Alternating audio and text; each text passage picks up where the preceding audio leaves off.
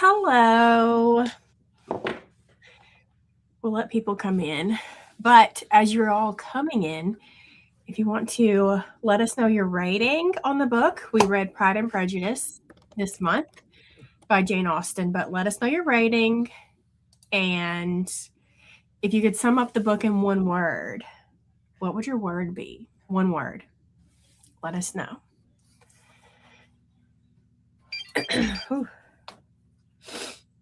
Sorry, my husband wants to know which do I want Papa John's or Domino's? Okay, I absolutely need to know what your household pizza place of choice is. Okay. The only place that delivers is Papa John's. If we do Domino's, it has to be delivered to a different location and we go meet them. So we mostly do Papa John's, but if we choose, like if we had to pick Domino's. Like if we had, Domino's is normally our go-to. Sure. We're a Pizza Hut household. See, we don't ever order Pizza Hut, but I think it's because where we used to live, there was no Pizza Hut. So we're just so used to not eating Pizza Hut. I can't even remember the last time I had Pizza Hut. Comfort read. Ma'am, that's 2 words. 5 stars. My word would be humbling. I was about to say, that's very opposite of what a comfort read is. Humbling, but okay, let me explain. Not for me, though it was humbling for me because you think, oh, I read hundreds of books a year. It took me 2 weeks to get through this book. But humbling in the sense that I feel like every character in this story had to be humbled in one way or another. Comfort read. Satisfaction. I didn't reread it this time. I read it a few years ago. I think I gave it 3 stars. You gotta bump it up to a 4. 4 stars, slow read. I think it was also slow for me, but I think a lot of it is because I had to read slower because it kind of felt like I was reading a foreign language in some parts. Like a foreign language that I only took 1 year studying in high school. 3.75. Wow. That's crazy to me, y'all. So me and Ricky are the only ones that gave it 5 stars. Not Ricky. I think Carly did too. And Carly, sorry. Oh, yeah. Ricky gave it 3. Jenny only gave it 3.75. Let's add another question to the question list. What kept it from being a 5-star? Especially if you look back, it was written over 200 years ago, and for a book to still be in the rotations 200 plus years, do you think a Riley Sager is going to still be on the shelves? Poor That's Riley. Our new drinking game. How soon into a stream do we start shitting on Riley Sager? every single live I don't know, it's just like the first, because I feel like he's a very common name. Even if you don't really read thrillers, you still know Riley Sager. You've seen him in an airport. Pretty much. First time at the live, haven't read it yet, still sitting on my shelf. Have you seen the movies though, or a movie or any adaptation? I would also like to know, how many of you was this your very first time reading Pride and Prejudice? It was my first time. Me too. Did you even finish the movie last night? Because you quit talking halfway through and then we never heard from you again. So I was like, maybe she just decided she didn't want to. I did, but I went from sitting up and having my laptop to laying over. So my typing got very slow until I just gave up typing. I just kept reacting to stuff because I could do that with one hand easily. Okay. We can go ahead and start the conversation, I guess. I think a lot of people probably will agree with Ricky on the just tad difficult to get into the writing is probably the thing that keeps it from being a 5. I think it's a 5-star story. And when you talk about the themes and the reasons people love it, everybody loves that, but that writing style. Yes. And I don't think it's because I think it's because it's just wrong time period. No, not wrong time period, but like it's not our time period, and it's something that we are not used to hearing people talk in that manner. And like there's a lot of words that are used differently now than they were back then. And there were a few conversations that even the characters were having that I was so lost. But then I feel like after, I don't know, like the 40-50% mark, the second half of the book was so much easier to follow than the first part of the book. So once you got into the story and you got familiar with who was who. I feel like also it's really telling of the times with the why I was having such a problem reading it, because the story has a lot of just random conversations. And I think it does a really good job of doing that on purpose, because it's really depicting like that is what women's lives were like back then. Mm-hmm. Like they literally just filled their days with the stuff, the talking, the who's gonna marry who, and so there wasn't a lot, they didn't get to do the interesting stuff, right? Like that's the big thing. I am so drained every day from just life. I can't tell you how many times I say to people that I love so much, like, is this really important right now? Do I need to be hearing this? Like, give it to me in as few words as possible. And I don't want to live like that. I would love to live in the frivolity of just like, let's talk, let's gossip. But I've lost the ability to enjoy the nothing. Does that make sense? Yeah. And I was like, oh, it's a me problem. I love that this book told me it was a me problem. Kelsey, okay, so one thing about me, and like for me, I how to word this? Like in my head, I know what I'm talking about, but how do I put this into words and not sound stupid? To me, like reading books lately, especially like last year and the year before last, it was like I was getting nothing from what I was reading, if that makes sense. Like nothing was making my brain work. Nothing. It was just to the point where I began kind of passively listening to books, getting the plot down, and like giving it a star rating versus reading this one. It was like I had to take my time. I had to Google many things to figure things out. I had to Google the time period to also figure out if I was correctly reading something right. And it like, to me, it's smart. It sparks a different reading process that is like engineering another part of my brain to work that hasn't worked in a really long time. I don't know if that makes sense, but it's like it kind of like brings studying back. Even though I wasn't studying for anything, I was like but I was learning stuff really, because you have to learn about why women didn't have jobs and their expectations because they didn't have jobs, and why was so and so, like why was Lydia's outburst so important to everybody? You had to go back and figure that out. And so it just kind of was like a puzzle in its own. It felt like I was back in school again in a sense, but it was like the dumb teaching the dumb, because I was literally teaching myself. I don't know. To me, I liked it because it made me put in more effort to getting read. But if you are having a very chaotic, stress-filled moment in your life right now, I could 100% see why you wouldn't want to try to read something like this in this moment. Kaiser, I've got you a blanket so you don't have to sit on the floor like that. He's doing that so y'all can feel like he's pathetic, or No, he said, I want to still be the star of the show, Mom. I'll take this tiny corner. I have this whole little quilt down here on the floor, and he's just... Anyway, that was my whole thing. I did also pick up this book. I haven't got a chance to read it yet because this book took a lot longer than I expected to read, but it's a nonfiction book on Jane Austen. Did you see in the Goodreads Choice Awards? That sounds so wrong. In the Goodreads Awards, I don't know. They had Jane Austen's bookshelf as one of the titles. Okay, sorry, you were frozen for me. I was like, oh no, if my Wi-Fi's done, I'm done. You were frozen, like you were talking, but your face was stuck. Yes.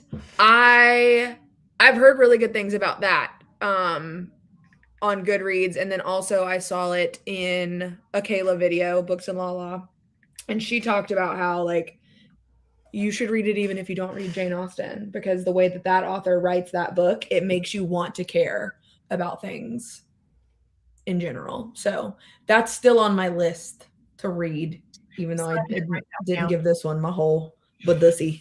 I am very interested in Jane Austen. That when we first hopped into February and you sent me a link to something on like Brit something or another, it was like a documentary thing. Oh, uh-huh. So I went to go watch it. I had to turn it off though, because when they started talking about Jane Austen's novels, they were like telling the full plot, and I don't want to spoil myself that way. So I did turn it off. But it definitely sparks more interest into learning about Jane Austen herself because of the way they talked about her and how like she died when she was 41 years old. And how like she wrote Pride and Prejudice when she was 20 years old, but it did not get published until she was 37 years old. Like that's how much she had to fight. And not even fight, like she had to publish it. I mean, yes, fight, but she had to publish it anonymously. I believe one of her brothers, my lamp is fault. Look, you can see. I keep I keep having to tape it. I just ordered a new lamp off of it's an Ott lamp. So it's like, you know, I don't know. Anyway, and Northanger Abbey didn't even get published until after she died. I don't know, and she would correspond with her older sister because she had a lot of brothers, and then she had one sister, was her older sister, and her older sister were very close. Her older sister was proposed to, so she was a fiance, and then her fiance passed away, so then she was off the market essentially, and so her and her sister kind of just, oh my God. I don't think I can show y'all this. Oh, he was sitting inside of my bookshelf. Are you trying to make me feel bad for you? What is your deal? You're not sitting on my lap. Sorry. And she would write all these letters to her. They think it was over like thousands of letters. Her sister had to burn a bunch of them because of the things that she would say about people in these letters. That's like her sister, like, of course. Katie, you are frozen like this. No, that was my real face.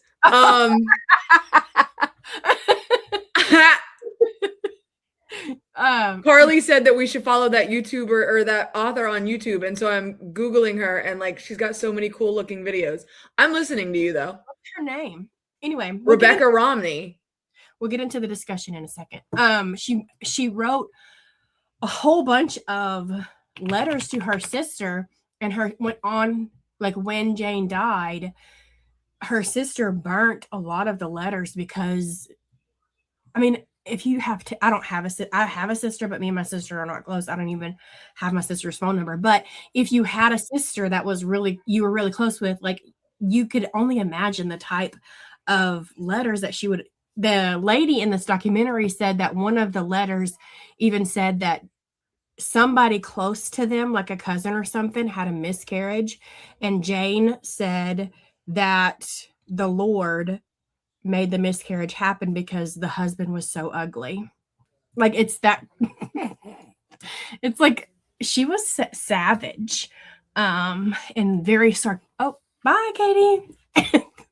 And very sarcastic and blunt and all of that kind of stuff. And it just, I feel like you can definitely tell in Pride and Prejudice how she was like, because a lot of her characters also came off that way.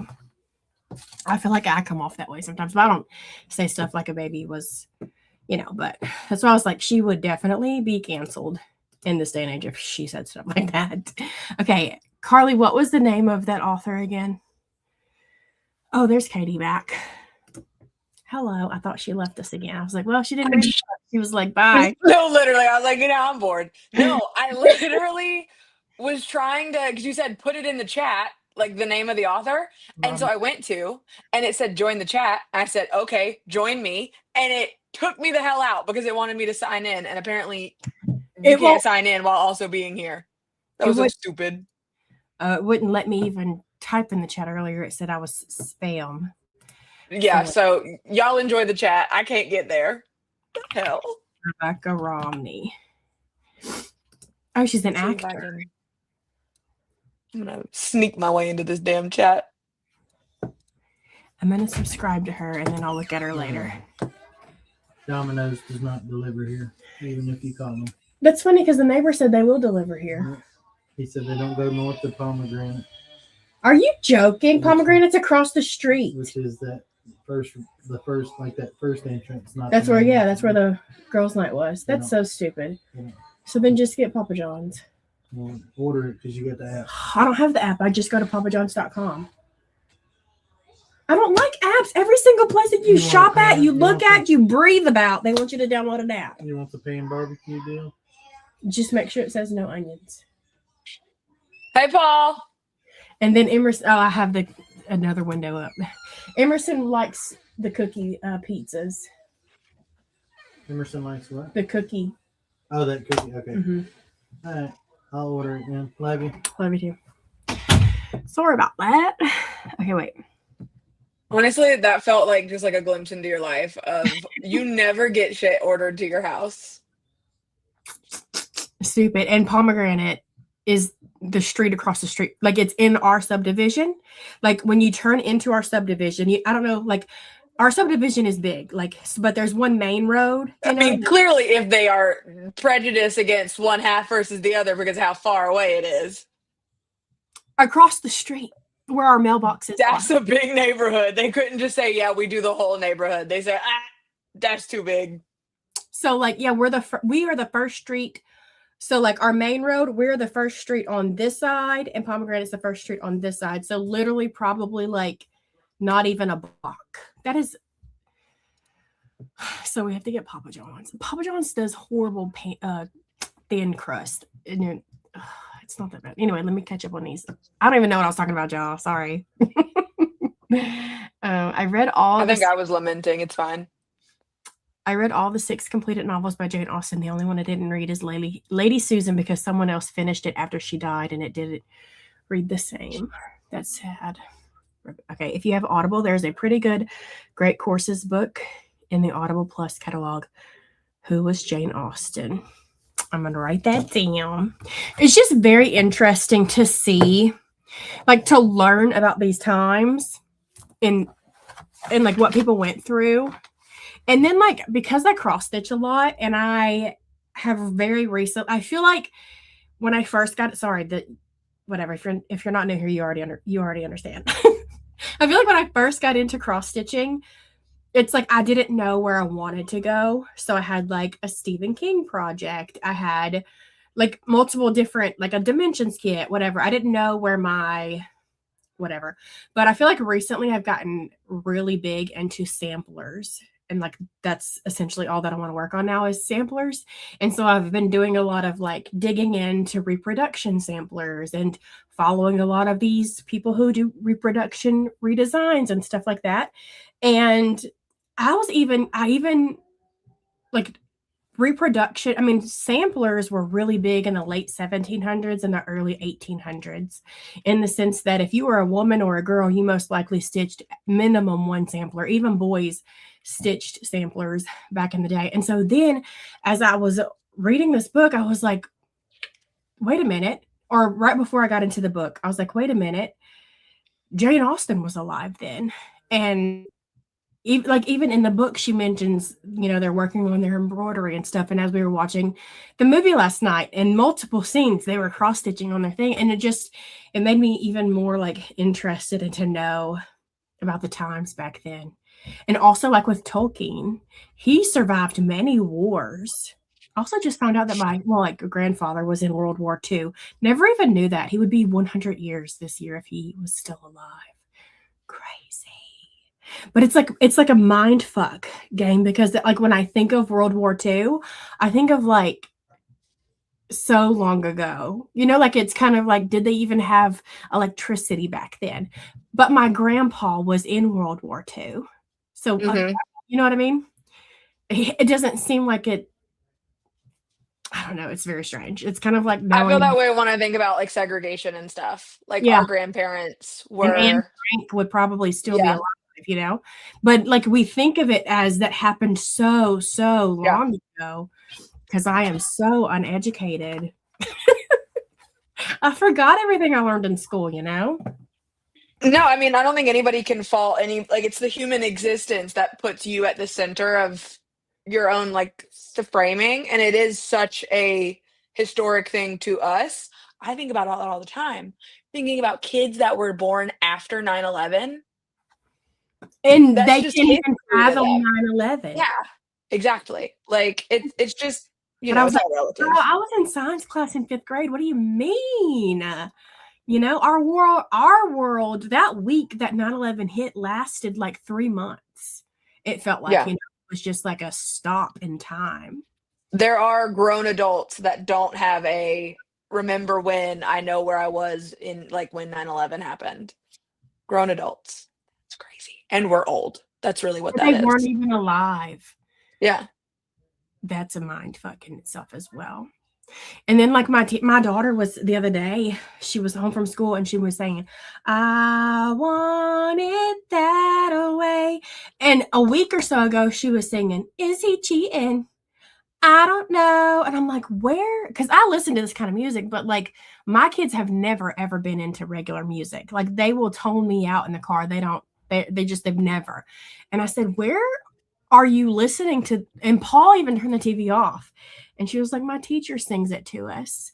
And I was like, imagine being taught in school. Because when I was in school, I remember my teachers being like 3 steps away from retirement age. You know, like my kids are being taught by millennials wearing checkered Vans. Oh, 100%. A core memory for me was in math class when we were doing the whole like you had to like show your work in the step by step like quadratic equations and whatever. My teacher sang like this is how we do it like to explain what we were supposed to be doing. And so that's exactly what popped in my head when that teacher is probably when she's explaining to the class something that she wants, she's bringing back a Backstreet Boys reference. Checkered Vans are the teachers. That's crazy. I know. Their teacher, Emerson's teacher, though, like she's super, super nice. She's the type of person that would 100% be the most popular girl in school. Like, but she's like in the sense that like she's really chill and she's very, very funny, and she's also like very, very pretty. And so like, I don't know, just and then my daughter is just obsessed with her, and it's cute. And I was like, see, in my grade, you better shut up or you're getting swatted with a ruler. Right. Okay. Anyway, we haven't even started discussing the book. So we talked about our ratings. If you're just now hopping on and you didn't get to put in your rating, go ahead and put in your rating now if you want to. So far, we have 2 5 stars, and the rest of the people do not matter. I'm just kidding. And then I'm just kidding. What surprised you the most about reading this for the first time, if you did read it for the first time? Or if you were rereading it, did anything new come about that surprised you your second go round? And Katie, feel free to read some of the questions if you want to. okay. I would say this was my first time reading the book, and I had never even seen an adaptation of Pride and Prejudice, unless it was something that was like, you know how like Clueless is a reimagining of something. Is it another Jane? Is it like Persuasion? I don't know. And then also like She's the Man is like a reimagining of a Shakespeare situation. What is that called? Anyway, knowingly, I did not know if whatever. Where was I going with this? This was my first time reading Pride and Prejudice. And what surprised me the most is I thought this was just a full-blown romance novel because everybody's like, oh, it's like the quintessential, like, angsty. This is like the first, like, hate to love. And so going into this book, I was expecting to, like, off the bat, boom, it's Mr. Darcy. We're about to start seeing all this banter and hanging out and whatever. But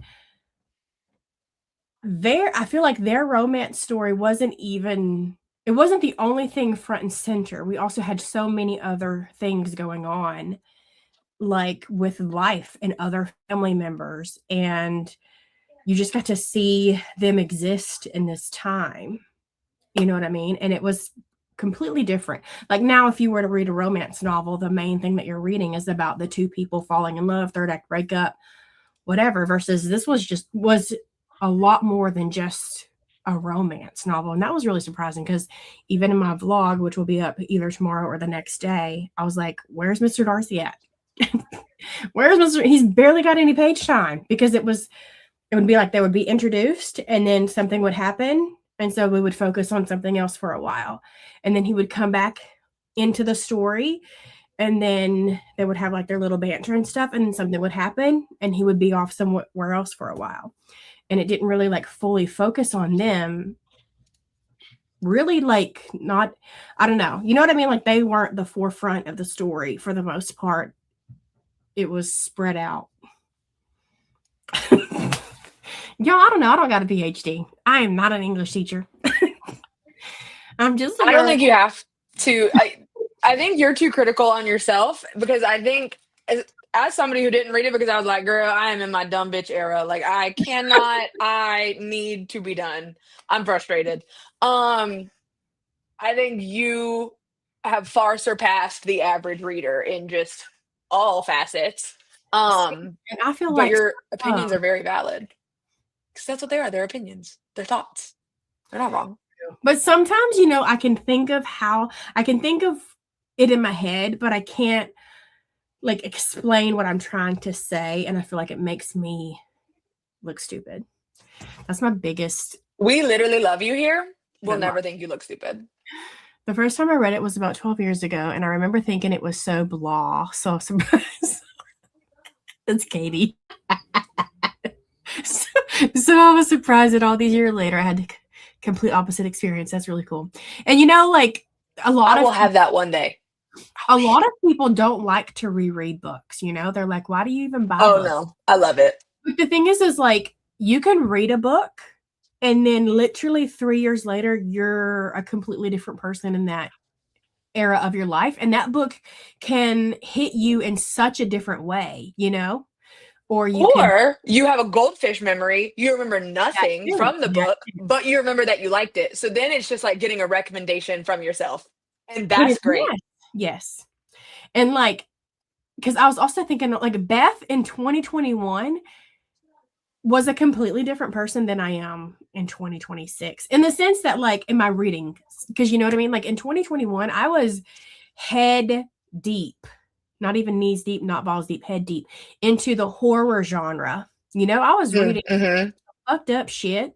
I was wearing all black. I barely had any color in my closet. I was dyeing my hair black.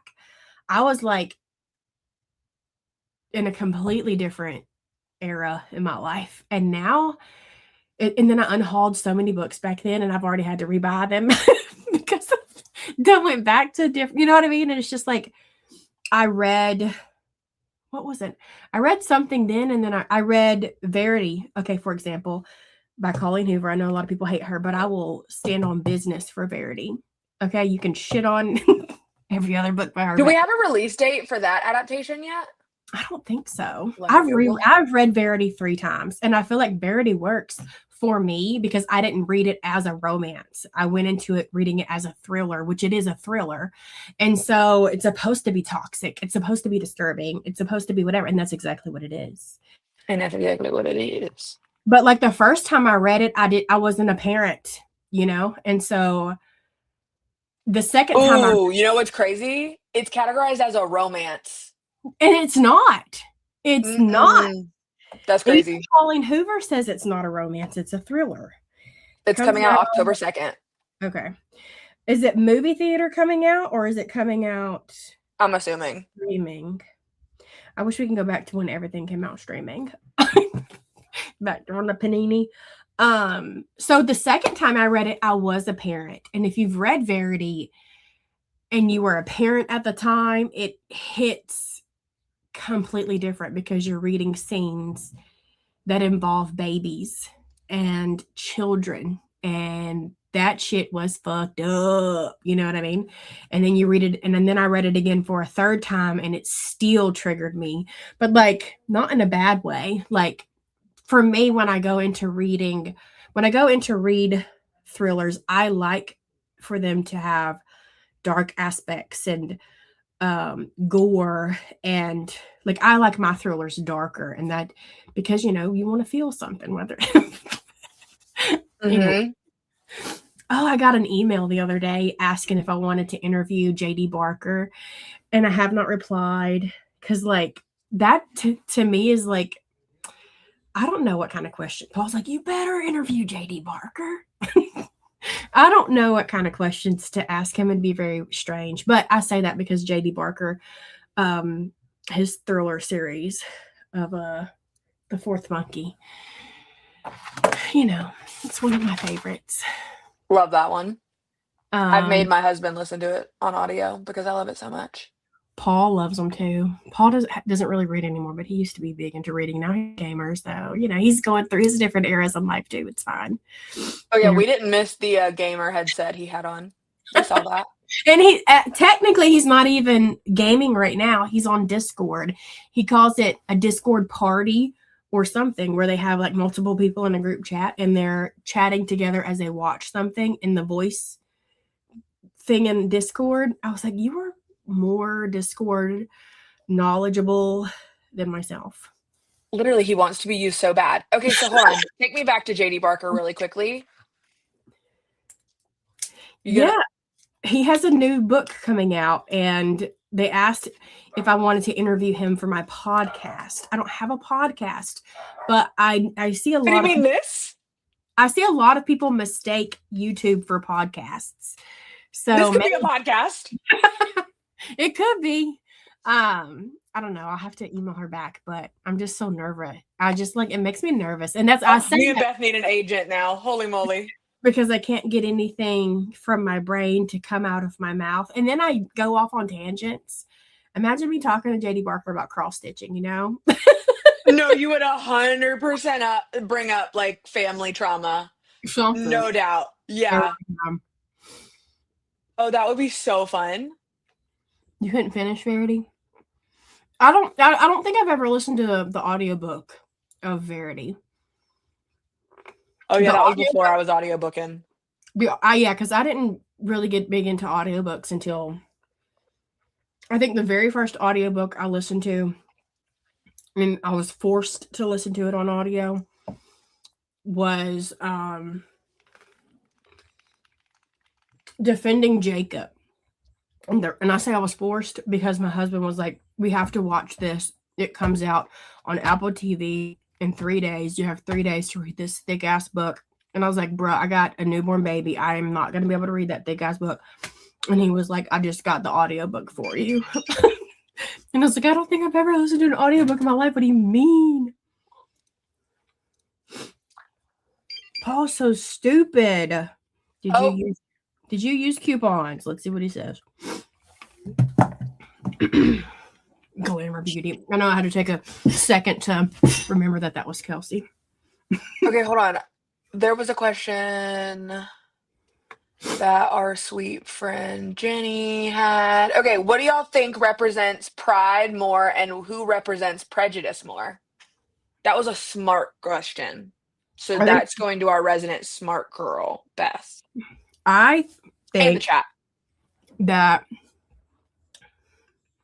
Jane was more prejudiced than anyone. And she was so vulnerable. Not vulnerable. What's the word? Gullible. In the sense that Wickham, right off the bat, very first conversation with her, he went straight to talking shit. And that's when you know somebody's a liar, is when you first meet them and they automatically start talking shit about someone else. That's icky. So I automatically was like, ugh, icky. And let's bring back icky. That's an underused word. And he's sitting there telling her all of this shit about Darcy. And she's like, you know what? You're right. And then automatically just hates Darcy. And I'm just like, girl, really? Really? And then also at the beginning, which Austen herself, I feel like, put this there. Oh, wait, hang on. He did use a coupon. I feel like you're lying. I feel like that's Well, a at least he's smart enough to lie. He said, damn, Papa John's is expensive, $50 for one pizza and a cookie. Oh, two pizzas because the kids. And that's for delivery too. He just don't know how to use the app right or use the website. Where was I going with that? Okay. And I feel like, so at the very beginning, when they're at the dance, the ball, whatever, and you can tell, one, that Darcy is above everybody there, in the sense that in this time, money was everything. Money was social status. You know what I mean? Like, he was in the $10,000 ranking, and everybody else was either $5,000, which was where Bingley was, and then everybody else was nothing, you know?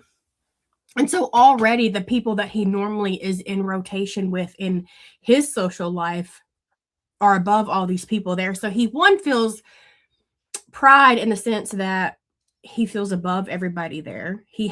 I can tell that he has social anxiety, just because I saw a lot of myself in the way that he would act around people.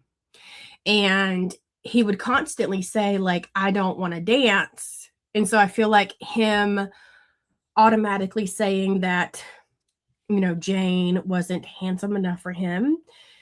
He was, one, judging her by her family. So that's prejudice there. Judging her by her family because of her family's reputation. He didn't really even pay attention to her. He just was saying that to get Bingley off his back for dancing when he didn't want to dance. And so he felt very prideful, I feel like. Not like in a good way, you know, like, obviously, but also prejudice. But I feel like Jane came off more prejudiced than him, because it was like she was just judging everybody the whole time until the pivotal moment of the story when they both kind of had to be humbled. You know, she had to work on herself and he had to work on himself. Anyway. Wow, book club is real hard when you don't read the book. Wickham was slow. I will say the actor that played him was cutie patootie. But I also was looking into this time, these 1800s, and because in the book, as I was reading the book, and it might be because they referred to all of the men as Mr. And in this day and age, we don't do that when you're 20 years old. You know what I mean? And so because they refer to all of these men, like, I didn't even realize Mr. Darcy's name was Fitzwilliam until after I Googled it, which was also kind of interesting that him and his cousin both have the same name. And they didn't call his cousin, they called his cousin Colonel Fitzwilliam, and then Darcy, Mr. Darcy. I think they're cousins, pretty sure. They're related. But anyway, where was I going with this? What were we talking about? Oh, so I was looking into the 1800s. I remember saying that. Oh, these men. So, you know, like, in this society, typically women don't become, like, they don't do their, like, coming out situation. They come out at 16, which is like when their parents whore them out to find a man, you know? 16. Even though I think Lydia was younger than that. But these men, I was like, how old are these men? Because I am like reading Mr. Bingley to be like a 37-year-old man, but the men don't come out until they're like 20, 21, because they have to wait on their money before they can officially come out to society and have like a ranking or something like that. Does that make sense? I don't know. I wish there was like a way to take classes on classic literature and stuff without like having to be like a full-blown student at a college and like enroll. You know what I mean? I wish like there was just a class that you can go to learn all this. I'm sure there is. I'm sure. In 2026, absolutely. You know, let me just go take a class really quick on the 19th century. Is this 19th century? I don't know. 1800s is the 19th century. I at least so confusing. Yeah, and because I know I've been confused by that before, I know this fact. Okay, that's when you really learn stuff is when you get Yeah, corrected. you just gotta be wrong first. Exactly. You get me. First impressions fits, but I do like Pride and Prejudice better. Oh wait, sorry, I'm skipping stuff. This book's original title was First Impressions. Elizabeth writes Darcy off after their first meeting because she wasn't intended to overhear what he was saying. But if you also take a step back and you look, to me, it felt like he was also on the spectrum. And I say that because I feel like yes, I feel like we all are. But there are a lot of things in me that I saw in the way that he acted towards people, especially when I was a lot younger. Like when people of the opposite sex would be nice to me, it would be my automatic response would be to be mean to them. You know what I mean? And I feel like because it was I don't know, it was just like I don't know. And like when I would go out with my friends, I couldn't accept drinks or dances or whatever. I just felt, I don't know, I couldn't do it. And I feel like I see, like that's how, to me, as I was reading the book, it read with Mr. Darcy at the beginning there. And then even when they're in, so like, you might not think this because of how much I talk here on this little talk show, but in talk show. In person, okay, you can ask if you know any of my family members not my family members because like they're my family, but like Paul's family, you can ask any of them. It took me like a year or two to even just have like a conversation with them and feel comfortable enough to have a conversation with them without having to overthink every single thing that came out of my mouth. You know, and I feel like that was also the same with Darcy. It was like he only spoke.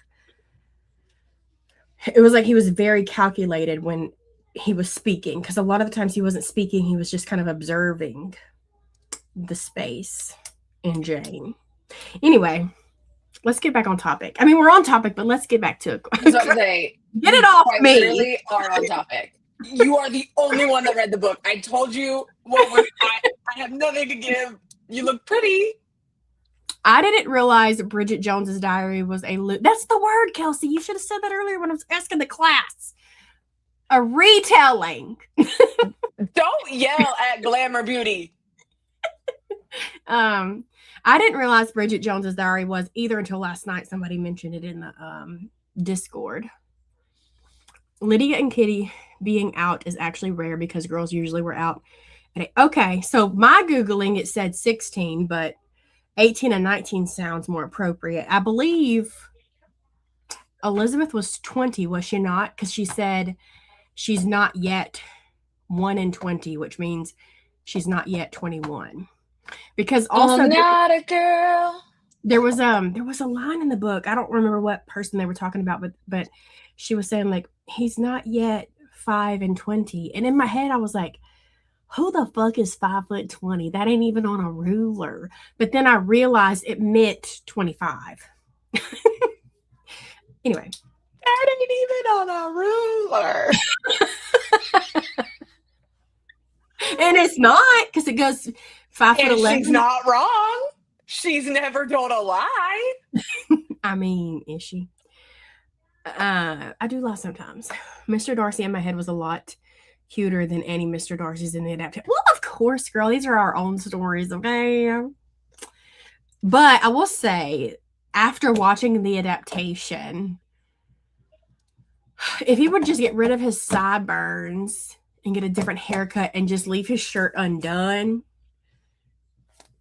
No, he was Tom Wobsgam, and I can't. Oh, also, I was reading up on Jane Austen, and she was never married, right? But she was in love, I guess, with someone. Because hang on a second, did you know? And you can I promise I didn't. Like when reading this book, you can like piece it together, or watching the movie even.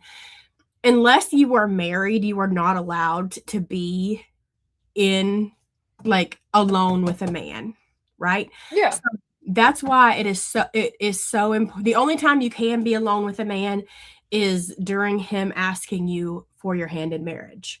Otherwise, I watched Bridgerton. I know that. Well, I don't. So I was learning all kinds of new You stuff. should. Okay? So these balls are very important, and that's why like the dances last like 30 minutes per dance. And the balls are very important because it's the only one-on-one time you can get with these people that you're dancing with while you're dancing. And then I was like thinking back on all these scenes in the book, and I was like, oh, it makes sense why, when they were visiting Pemberley and the aunt and uncle were like, we're going to go fishing, okay? But somebody else still had to be there with Darcy and Elizabeth, and it was Darcy's little sister, so that way, Elizabeth wasn't there with Darcy by herself because that was a no-no. Imagine if we still went by those rules. I fear I would never be married. I was about to say, the only reason I know that is because in the season 1 of Bridgerton, she's alone in the garden with the dude, and somebody sees her just being alone in the garden, and that makes her very impure and unmarriable if anybody were to find out. That's crazy. Did men cheat back then? I was also they were men. Yeah, I think it's in the men's DNA for the most part. But like these men were, it's just so out of Kelsey said, girl. reality. Not all men cheat, because I do know a few men in my life that are genuinely deep down really good men. But these men, it would be like, for example, cringy old Mr. Collins was ready to marry them without even knowing them. You know what I mean? And so it's like no test drive, nothing. Like, I feel like he might be like, I don't know. And then also, this is, oh my gosh, I don't want to talk about any stuff that will get me flagged on YouTube. So give me a second to like think of a way to word this. Well, now I'm interested. So, you know how doing the grown up in this day and age can just be leisure activity? Like you can do the grown up without having to do it just to produce offspring. Do you get what I'm putting down? So back in the day, Recreationally is what you mean, right? Did they do the grown up for funsies or no? I think that's the whole point. Is sometimes they did, but then that made you not a good candidate for marriage. No, and I'm saying after you're married. Like, do you only do a grown up when you're trying to have? That's the woman's job. Oh, it is. Okay. Well, I say this because I was watching Off Topic. It's a movie on Netflix. Jesus Christ. Garcia from, yes, it's Penelope Garcia. Penelope Douglas is the author. Okay. Penelope Garcia. Why does it not even sound like a word anymore? From Criminal Minds plays in it. And it's about a true story of this Amish man getting his lover to murder his wife. And from my understanding, and I know Amish is 100% completely different from the people. Actually, is it really 100% completely different than the people in the 1800s? I don't know. But like for the Amish people, they don't do the grown up for sport. They only do it because, at least from this thing, because he was saying like, go down and please me. And she was like, no, that's against our God. You know what I mean? This is such a weird conversation, but I was just curious because like, it just, the way that these people acted, because I don't know. I was just curious because I feel like if they didn't, then the men probably do be cheating. Well, like, I think that is kind of where it gets really sexist with it's like, that is a woman's duty, But when the husband wants the grown up, she has to comply with the grown up. And this is a wild book club conversation. I'm here for it. We're just learning about how the 1800s worked, because it's just like Yeah. Now I know, like when it becomes in the 1900s, the early 1900s, it's completely different. Women be out there doing their own damn thing too. You know, that's how flappers became a thing with their little short skirts. Did you know they used to paint on pantyhose? Like when they were going, it was the recession or something, and they didn't have factories weren't producing pantyhose or whatever. Women would paint their legs to appear as if they had pantyhose on. Okay. It's not. Okay, let's get back to some more of the questions that we have. Okay, hold on. I'm asking. All right, here we go. All right, gentle readers. Did this feel like what feelings did this evoke when you were reading it? Was it like a romance? Was it like a comedy? Were you frustrated? Did you feel something else entirely? Jenny said the original self tanner. That's what I was thinking. Body makeup.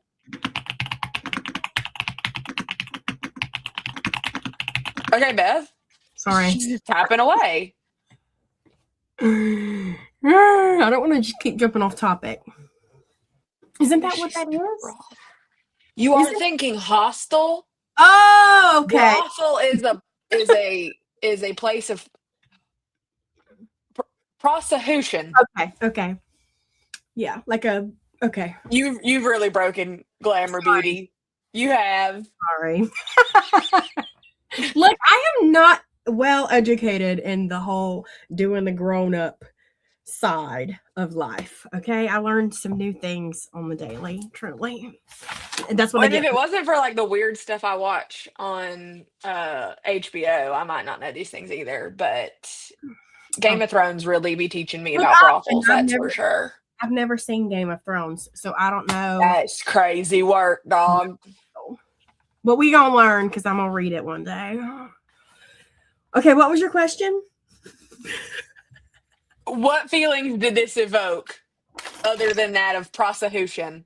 Was this like a romance? Did you get the romantic vibes? Was it like a comedy? You thought it was so funny? Were you just frustrated? Did you quit?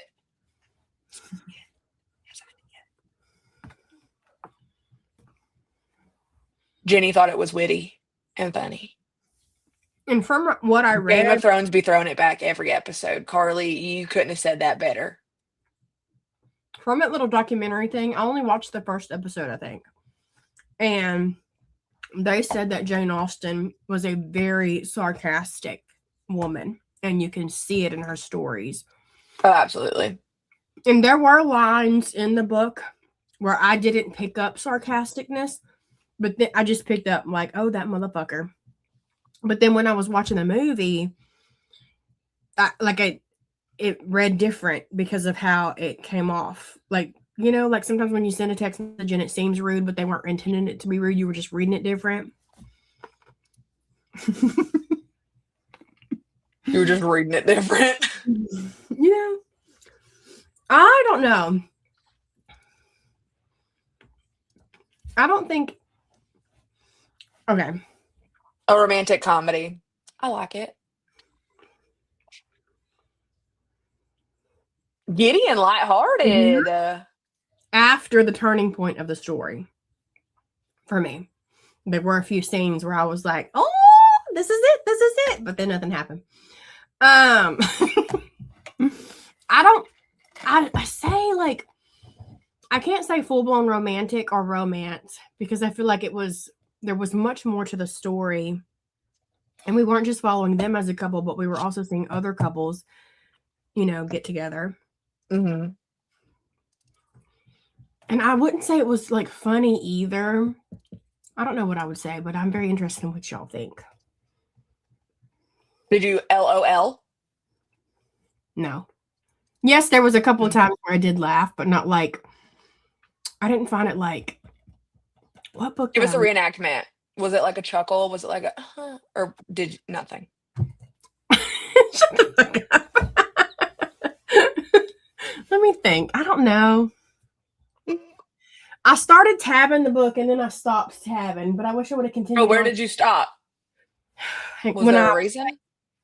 Because I had like 2 days before the live and I was still halfway through the book. That'll do it. I was like, let me stop trying to pretend I have a PhD and just read this damn book. You are so mean to yourself. Shut up. Because, like, let me show you. So, not even halfway, right? But I was like really writing stuff down, trying to point out themes and all kinds of shit. And there were a few parts where I was like, haha, LOL. Haha.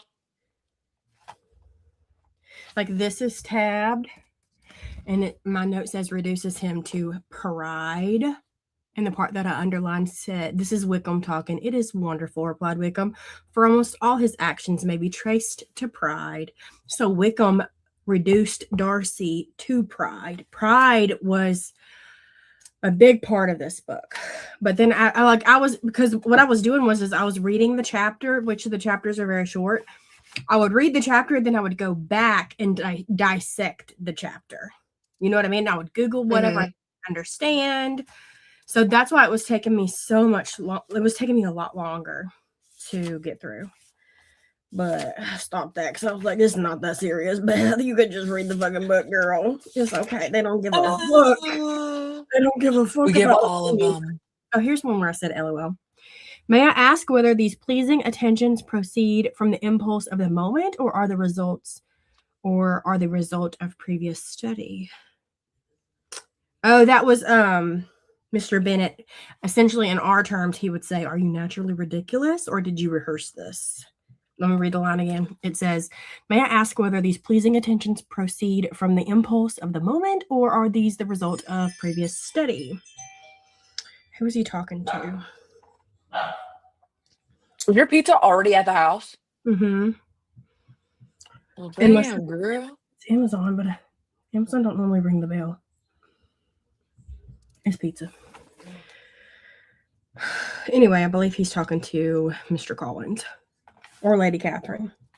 Whatever, but and that was Mr. Bennett. Now, Mr. Bennett, at the very beginning of the book, I could not stand him.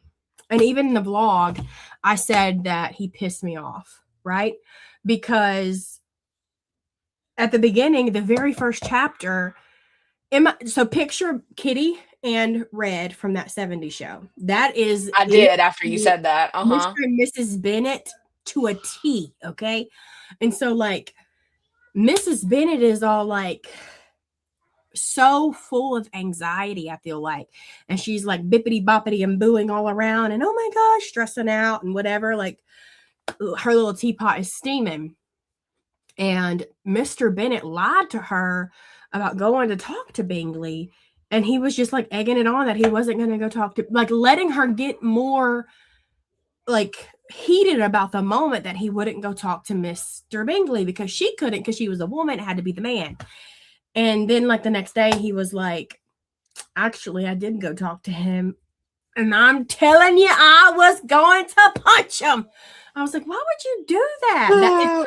Paul lied to me over something that I was like very anxious about. And you know what I mean? Like I would be like, to me, like, no, red flag. And that, like, so from that moment, I was forming my own prejudice against Mr. Bennett. But then further on into the story, it was like, he's got some spunk to him. In the movie, though, I feel like he's more likable than he is in the book. Jenny asked if you thought they were like Mr. and Mrs. Weasley. I did at first. I didn't want to say that last night because I didn't want to offend anybody because I know Harry Potter is a touchy subject. But the further I got on into the book, I flipped my script and I was like, actually, this feels more like Kitty and Red. Kitty and Red is so funny. Because like even in that 70s show, Kitty's favorite child is Eric, and then Red's favorite child is their daughter. I'm sorry. I didn't mean to turn on my Ring camera. You know, but and in the book, it is very clear that Elizabeth, and then also in my vlog, I constantly called Elizabeth Jane. Elizabeth is Mrs. Bennett's least favorite child, but she is Mr. Bennett's favorite child. But I feel like because Mr. Bennett loves the fact that Elizabeth is full of wit and intelligence, because he also is that, He relates more. Bruh, What? you just wanted to be on camera. What? He said, "Look at my cool headset." I need a new desk. My desk is so small. Ooh, Carly said Mrs. Bennet was her number one most hated character. Who was everybody else's number one most hated character? Wickham is mine. Followed by Mr. Mm. Collins. He's very icky as well. Mr. Collins was so small. That was so funny. And they casted a very short man for Mr. Collins. That scene where she's like, it was shot over her shoulder, cracking me up. Well, he was down on his knees proposing too, so that made it even worse. It was so funny.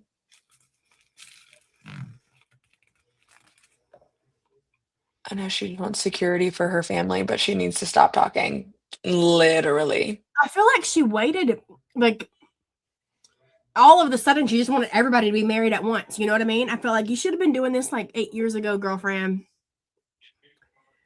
Well, literally the entire time, I was just like, oh my God, this is Bridgerton. Everybody is all about getting married. And You know, like, now I want to watch Bridgerton, but there's this you have thing to. that I have. So I only If you don't read it, you can't watch it. right. And Yeah. I have read book number 1. And then I did not continue on because it's just like, I was like, I cannot with my full chest be like, I enjoyed this book when she literally rapes him. Like it felt very uncomfortable to me to say, you know what I mean? And like, I understand in those times that was more common than what you think it is, right? I understand it and I get it. Same thing with when I read a Stephen King book. I am terrified for us to read it because I already know the discussion's going to be hot because there are things in the book. Oh, dear God. You know what I mean? So that's No, I don't. I've never read it, but okay. Well, it takes place in a time where words were said all the time and they're slurs. You know what I mean? That. Oh, dear. Uh-huh. And then there's a orgy with children in it. But there's also like, it's not descriptive. And Stephen King regrets putting it in his books. And he said it in many interviews. And he's like, you know, you can stop being mad at that and be mad at the person that's literally killing people. Like he was like, it's crazy how people get more upset about kids having sex than somebody going around killing people. You know what I mean? And it was, you know, and he regrets doing it now. But like, you also have to understand back in the 70s, times was different. And that's about the time when he wrote it. It's still a really good book. You just have to like read those scenes with one eye closed or skim through it. With one eye closed. Whoa, wrong button. I hate this chair. I love the chair because it's like one of those crisscross chairs. It's like this. Uh-huh. You know what I mean? It's big and it's not on wheels. And when I ordered it, I didn't realize it wasn't on wheels. And then it tilts back if you don't lock it, but I can't ever tell when it's locked or not. And it comes unlocked by itself. And so then I'm the type of person that will fall back. See what I'm saying? Will fall back. God damn it. Just shut up. Continue with the show. Why didn't you continue with the show? Jane Austen most likely made Miss Bennet more obnoxious to critique society, mamas, and so. Oh, for sure. Do you think? Okay, in my list of questions, so I'm gonna read. It's way further down in the list, but do you think that Jane Austen was mocking marriage and society and such with this book? Remember, she wrote this book when she was 20. So she was like in the prime of going out in these balls and trying to find somebody, and also at the cusp of like being too old and becoming a spinster, you know, which is also crazy. 20 years old. Your brain's not even fully developed. The fuck? No, I would have loved being a spinster. Like, I know you're not allowed to in that society, but like, I think you Molly truly had the funnest life. I think Mary is going to be You know, like she was made to be a spinster, but not in a bad way, but like that. I feel like that's what she would want to be. Because that old Now, girl, Charlotte, Charlotte, she never got so married. She bad for did. her. She was engaged for a while, but she cut off the engagement. And then she was also in a relationship with an Irish man for a while. In her letters to her sister, she would talk about him often. And then something happened, and then he became like a lord or something. Like he became a big high status person. But also Jane Austen was from a family that had nothing. So that's the reason why ultimately she didn't get married, because that her family had nothing to offer. And if you don't have nothing to offer, you ain't get married. They don't test drive, you know what I mean? They don't test drive on God. I can't breathe. Anyway, I was gonna say Another tie to the Bridgerton books is Eloise Bridgerton's character is giving Jane Austen. I don't know. Facts. So there's one actress. It's not this new season, but I think the last season that was out, because you know, like I'm chronically online, so I see stuff. No. One of the actresses, she's a plus size girl. Yep. And then in real life, they say that her and her character, that there was a carriage scene in the show. They also had chemistry off camera, which They I think what? had chemistry like off camera, you know. But I feel like a lot of that's like a setup to, you know, hype up people. Who is her character in the books, and what book is her story? Because I also heard that Penelope. I also heard that the books aren't in the same order as the shows. I don't know. I haven't read them. I don't know. My friend's reading them right now, and she loves them. What about But she is very much in her like just wants to read fun romance books era. okay? Been there, and sometimes it's a much needed era that you need to be in. I like the show too much, like just for what it is. I want to just have the pretty show. I don't want to think, it's just pretty. So hang on? What years were Bridgerton? How to word this? I don't know. What years were Bridgerton? The first And Google's going to know exactly what you mean. 1813. And it sure did. The first season. It sure did. I didn't even finish typing it in. I literally said, what years were Brid? And at the top it says, What years were Brid? Like if we named all of these episodes, that It should be hurt the me name. What say names were Brid? It heard me say it beforehand. It read your mind. I'm about to talk about ChatGPT, so if that offends you, mute me for a second.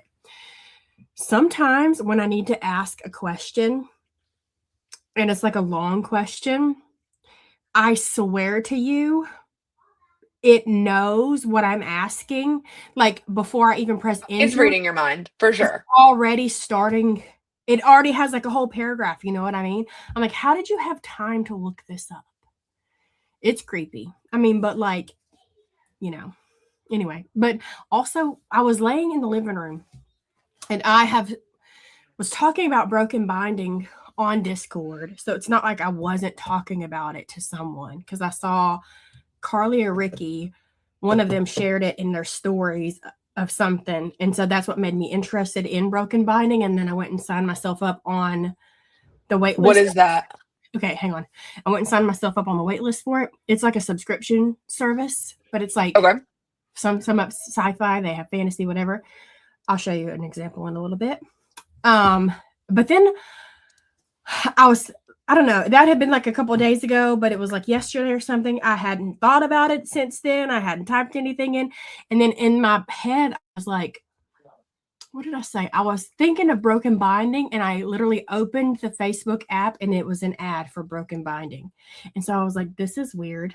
Like, I know I was researching it a couple of days prior, but for it to pop up right when I was thinking about it was weird. So then in my head, not out loud, and this is going to sound like, Beth, where's your aluminum foil hat? But in my head, I was like, what else can I think about to test this theory? I swear to God. And so in my head, I was thinking of something else. And I kid you not, what was I even thinking of? was it book of the month? I don't know, but I was thinking of something else, and I scrolled a little bit, and then there it was, another ad for the thing that I was That's thinking so of. funny.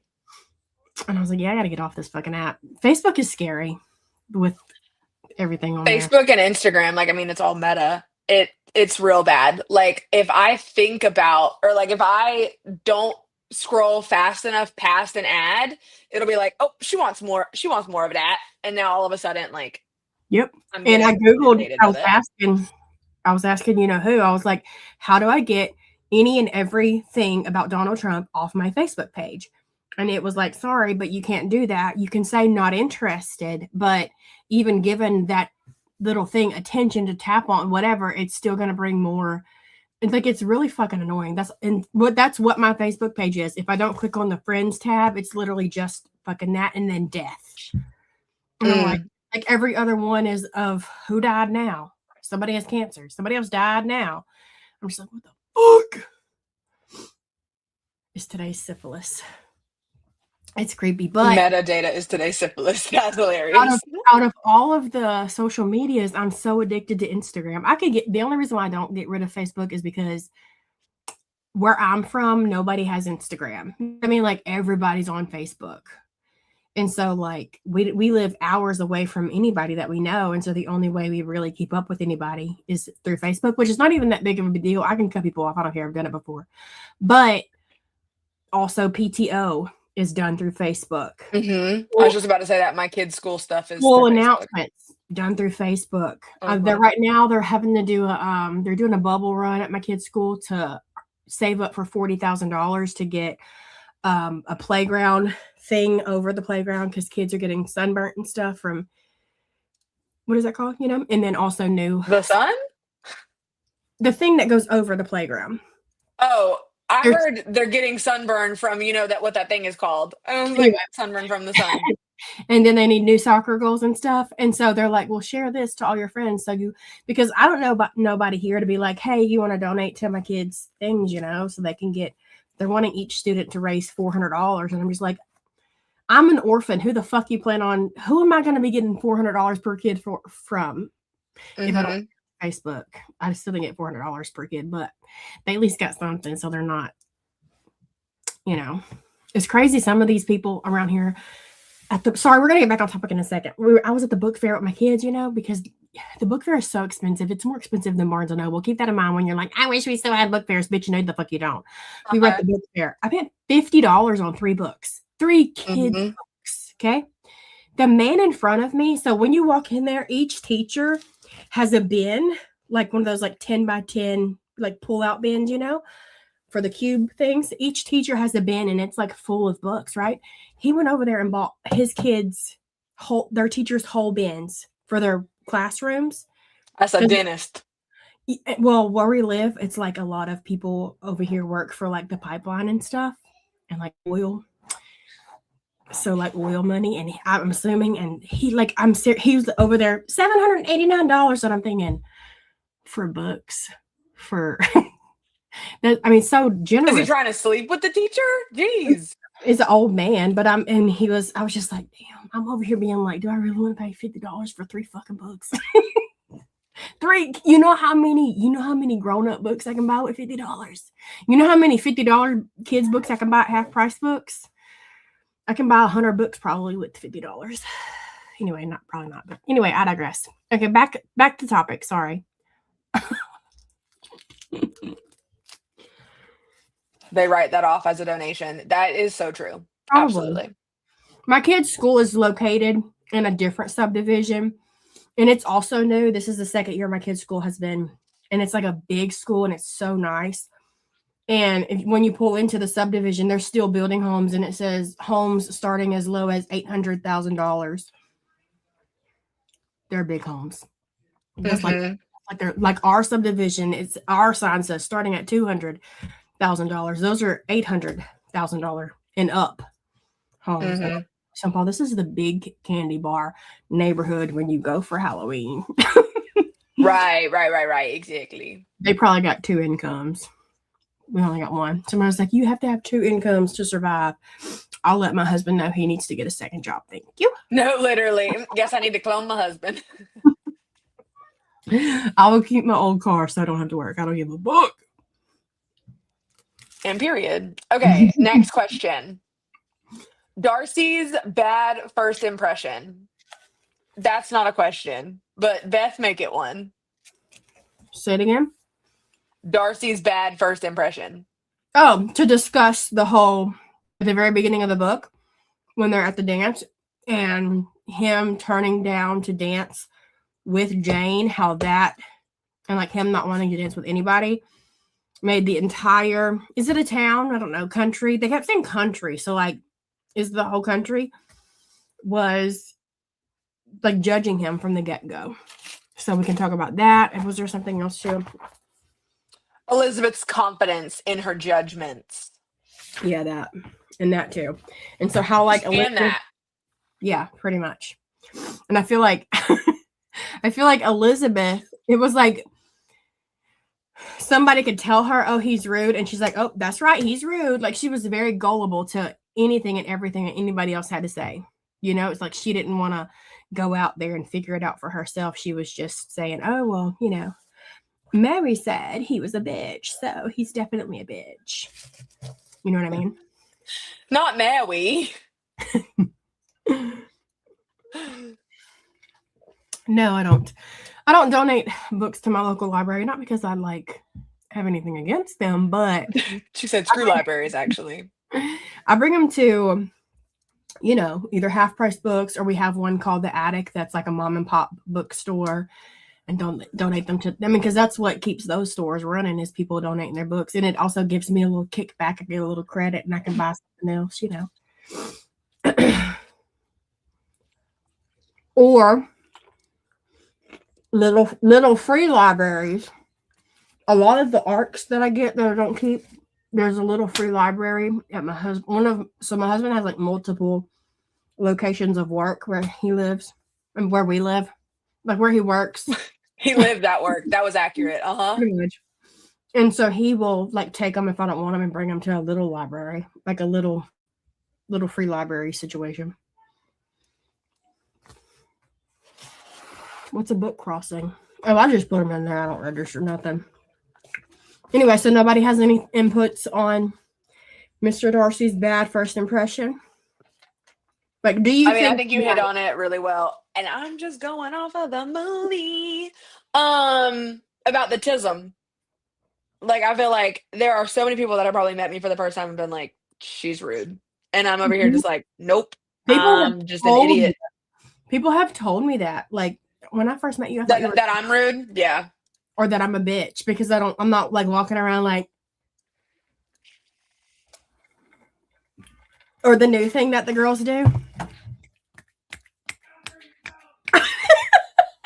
I love doing that as a joke because it is so funny. Why do your hands make this noise? And they make a loud noise. It's weird when you have that is nails so on funny it, to me. Worse. But I'm just like walking around with resting bitch face. So I'm probably thinking about something that happened in 7th grade and I'm still overthinking about it. And they're like, this bitch is rude. Also, like, I am also the person, like, don't ask me if, you know, your hair looks bad because I'm not going to lie to you. I'm going to tell you the truth. And people say I'm rude for that too. But it's not that I'm rude. It's like, you literally asked me. You literally asked me. You want me to lie? Anyway. Okay, were you team Elizabeth early on? Fun fact, Elizabeth is Lizzie. You know, I'm not even going to tell you when I figured that out. And they also call her Eliza. Oh, Alexander, come back to sleep. That's Eliza. I don't know if that is, but okay. Oh my God, Beth, are you going to tell me right now that you have never watched Hamilton? Nope, I've never watched Hamilton. There's a book. It's a bestseller. Listen. You haven't got to it yet. No, that's not. No, it's a musical. You can't read that, Beth. You have to watch that. No, I've not seen it. Oh my God. This weekend, if you do nothing else, and this is funny for somebody who didn't even read the damn book for her own damn book club, you have to watch Hamilton. Oh my God. No, so fun fact. I have seen the what is it called? It wasn't on Broadway because it was in DC at the Kennedy Center. But like listen, I'm not Kelsey. I don't have a lot of cool stories, but I do have this one. Okay. Says I the am person who had to obsessed. schedule the book club a week early so she can go back to DC. Correct. The other location play? for my A what? musical, a play? Is that? It's a musical. It's a musical. Okay, hold on. Nope. Shut up. Shut up, everybody. Let's do a watch together. If none of y'all have watched this, okay, but hold on. Hold on. It's I 3 was hours not long. Team Lizzie. No, listen. When I tell people I'm not a TV person, I'm not lying. Even as a child, I never really. No, this doesn't count. Nope, nope, nope, doesn't count. This is great. It is great, great, great, great, great. It's Liz. It's Lin-Manuel Miranda's best work. He wrote the entire thing, and it is all about like he took a bunch of different people's styles for rap and music and meshed them all together in this amalgamation for this 3 hour long musical that is without a doubt the best thing that I have ever consumed. I listen to the like soundtrack all the time, just in life, because it is so good. It is literally about our founding fathers, and you know how much we are in our history girly era. It has to be consumed by you right now, this instant, immediately. It is so good. Why did I didn't realize? So it's like nonfiction. Like, is it real? Like, is it like watching a documentary, but they're singing? Yes. Yes. The first Continental Congress. Yes. Interesting. He's not going to throw away his shot. I know my husband can hear me passionately yelling about this. He knows how much I love it so much. It's funny that when you're passionate about something, it's you can tell. This is and it's always something that you're like, if you don't shut the hell up. No, Oh my God. I don't say that in my head, but it's so good. Yeah, that's a part of my tism is I can't just like passively like something. I make everybody that I know watch this. And if at all possible, I do it with them so that I can sing it to them so that they know I'm not joking. Okay? I know every word to this thing. It's so good. Aladdin. Like I'm not a movie person. I don't watch things. See, and I'm not passionate about anything like that. This is so good. It is because it is art. It is fucking art. And Jenny is also into history a lot, and she's not even seen it either. Correct. If my heart could break more, it fucking would right now. Like, you have no idea. I can't believe. But actually, this is a great thing because I get to experience it with you. I normally don't do musicals either. But this one. What I was going to say is, like, if we were to go to New York and you'd be like, let's pick a musical to go to, I would not be invested. No, I'm not a Broadway girl. You know. I'm not. I'm a Nashville Broadway girl. We are absolutely doing a buddy watch. Are y'all free tomorrow? Because I'm not free for the rest of the week. I have no plans tomorrow except I need to work on editing my video, but I can do that throughout the day. It's not because I uploaded a video yesterday, so it's not super dire to get up. What is the book you're talking about? Hamilton. Beth. Hamilton. Okay, yes, there is a nonfiction book that like Lin-Manuel Miranda read and based all of the facts around, and that's why he was so inspired by Alexander Hamilton's story. It's called Alexander. Yes, but it's not like that book doesn't have these songs in it. Well, obviously, but that's why I'm like, you don't have to read that first.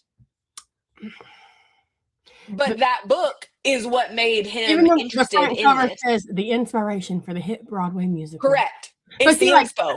Look, I am a Swiftie, right? Been one forever. I've never even seen Cats. Isn't she in Cats? Me neither. Is that I don't give a damn about that. I don't give a damn about that at all. I don't like musicals to be. Oh, it's Amazon. Me neither. That's what I'm saying. But I do like rap music, and I do like just like music in general. And that was what was really cool. Was bitch what? My package came in the mail. Now it's our package. Open it. Well, it's books, but I don't want Paul to Not that Paul gives a fuck, but hang on a second. Ugh, I say that. I don't want Paul to see that I bought books. Bitch, I don't got a job. Where do you think all these books came from? I was about to say, His I don't wallet. know if he's gonna be shocked.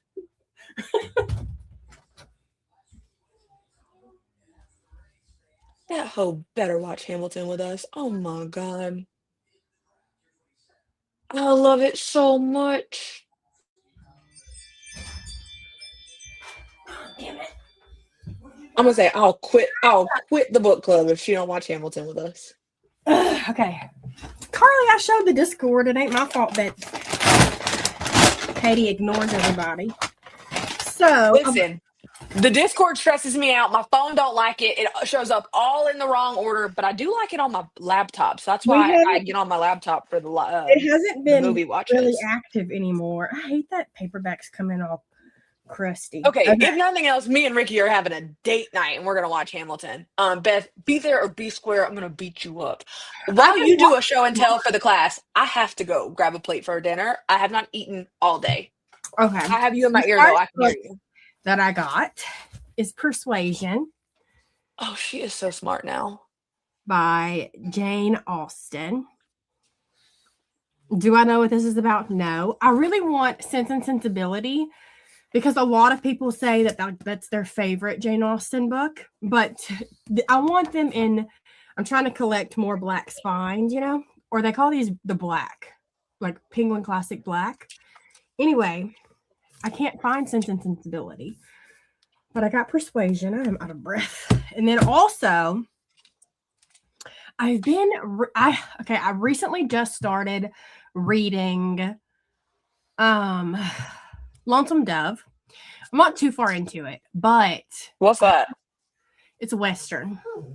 Hey, what is your deal? You want to sit on my lap? I do actually. Thank you for asking. It is so. You must have your headphones in because it's. So I do. I told you I have you in my ear. I'm all the way in my kitchen right now. My husband's looking at me like I'm crazy talking to you. So, Lonesome Dove. Even Stephen King has said it's one of his all-time favorite books. It's so many people's all-time favorite books. It's supposed to be like a book that really did something. You know what I mean? It's one of the great American novels. Like genuinely, Sure. It is. Oh, okay. So is And Hamilton. Probably not. So Here, actually, hold on. I have a guest star. I got Beth is in my ear. Yes. Do you think that she should watch Hamilton? Is it worth the time? Oh, he said 100% you have to, and that is from my husband. So he said it's cool as fuck. We'll watch it tomorrow. So We're gonna the watch it tomorrow. I'm shows. so excited. So I've never. I don't have no food. I don't know what you want. I don't have nothing. Why are you whining? Come on, get up here then. So, anyway, a lot of the people that I follow have been talking a lot about Lonesome Dove, and then Kelsey read it and loved it. Ricky read it and loved it. And so I was like, okay. Well, anyway, I started it. And then it got me into, which I'm going to have to put a pause on it anyway, because I need to read Dune. He's getting on my nerves. He's being so weird today. I don't know what you want from me. He misses me having that chair. He likes to sit with me. But you can't sit with me in this chair. Come on. There's no food up here. I don't know why you're being weird. So it got me looking into more like Western type books. Not like Western, but Western. Anyway, Sure. So I picked up True Grit, which I believe is also like a movie or something. But the reason why I picked this one up is because the main character in this one is a woman, which is very interesting because it's a Western. Correct? Isn't this the one where the main character is the woman? A woman? Yeah, Betty. 14 when the coward Tom Chaney shoots her father down in Fort Smith, Arkansas, and robs him of his life, his horse, and $150. Anyway, so I got True Grit as well. Harley is getting married again tomorrow? Tell me more words. What do you mean? Well, she went and got, see, this is how I could tell Katie don't pay attention. She went and got married at the courthouse, and I think tomorrow is her like celebration marriage, right? Like you're doing it for the, an I was gonna say, audience, hold on. Didn't we see pictures from the her courthouse. honeymoon? No, from her. We saw pictures from her. Engagement.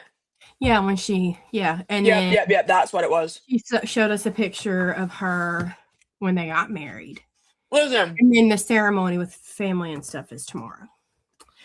I don't So keep up with real life friends as much as I keep up with y'all, actually. Okay. So that makes me question, when it comes time for your anniversary, are you going to go by the one of y'all at the courthouse, or are you going to go by the one of your actual ceremony? Because I feel like if you're religious, you would probably go by the one of your actual ceremony, right? Because it's like, Beth, the way that you are saying the word ceremony is itching my brain so good. Ceremony. Whatever. Ceremony. It feels like you have to move your shoulders when you say it. Ceremony. True Grit has a great adaptation. Robert Duvall. Girl, I'm obsessed. She'll be in an actual wedding dress tomorrow. Send me pics. And then Beth, take it from the Discord and text it to my phone. Well, even Denon's like, okay, I texted Katie, so I have 7 business days for response. Girl, how do you think my husband feels? I treat him that exact same way, okay? Anyway, let's get back to business before it's 7 hours later. Okay, we're just going to breeze through these because I feel like we talked a lot about the book already.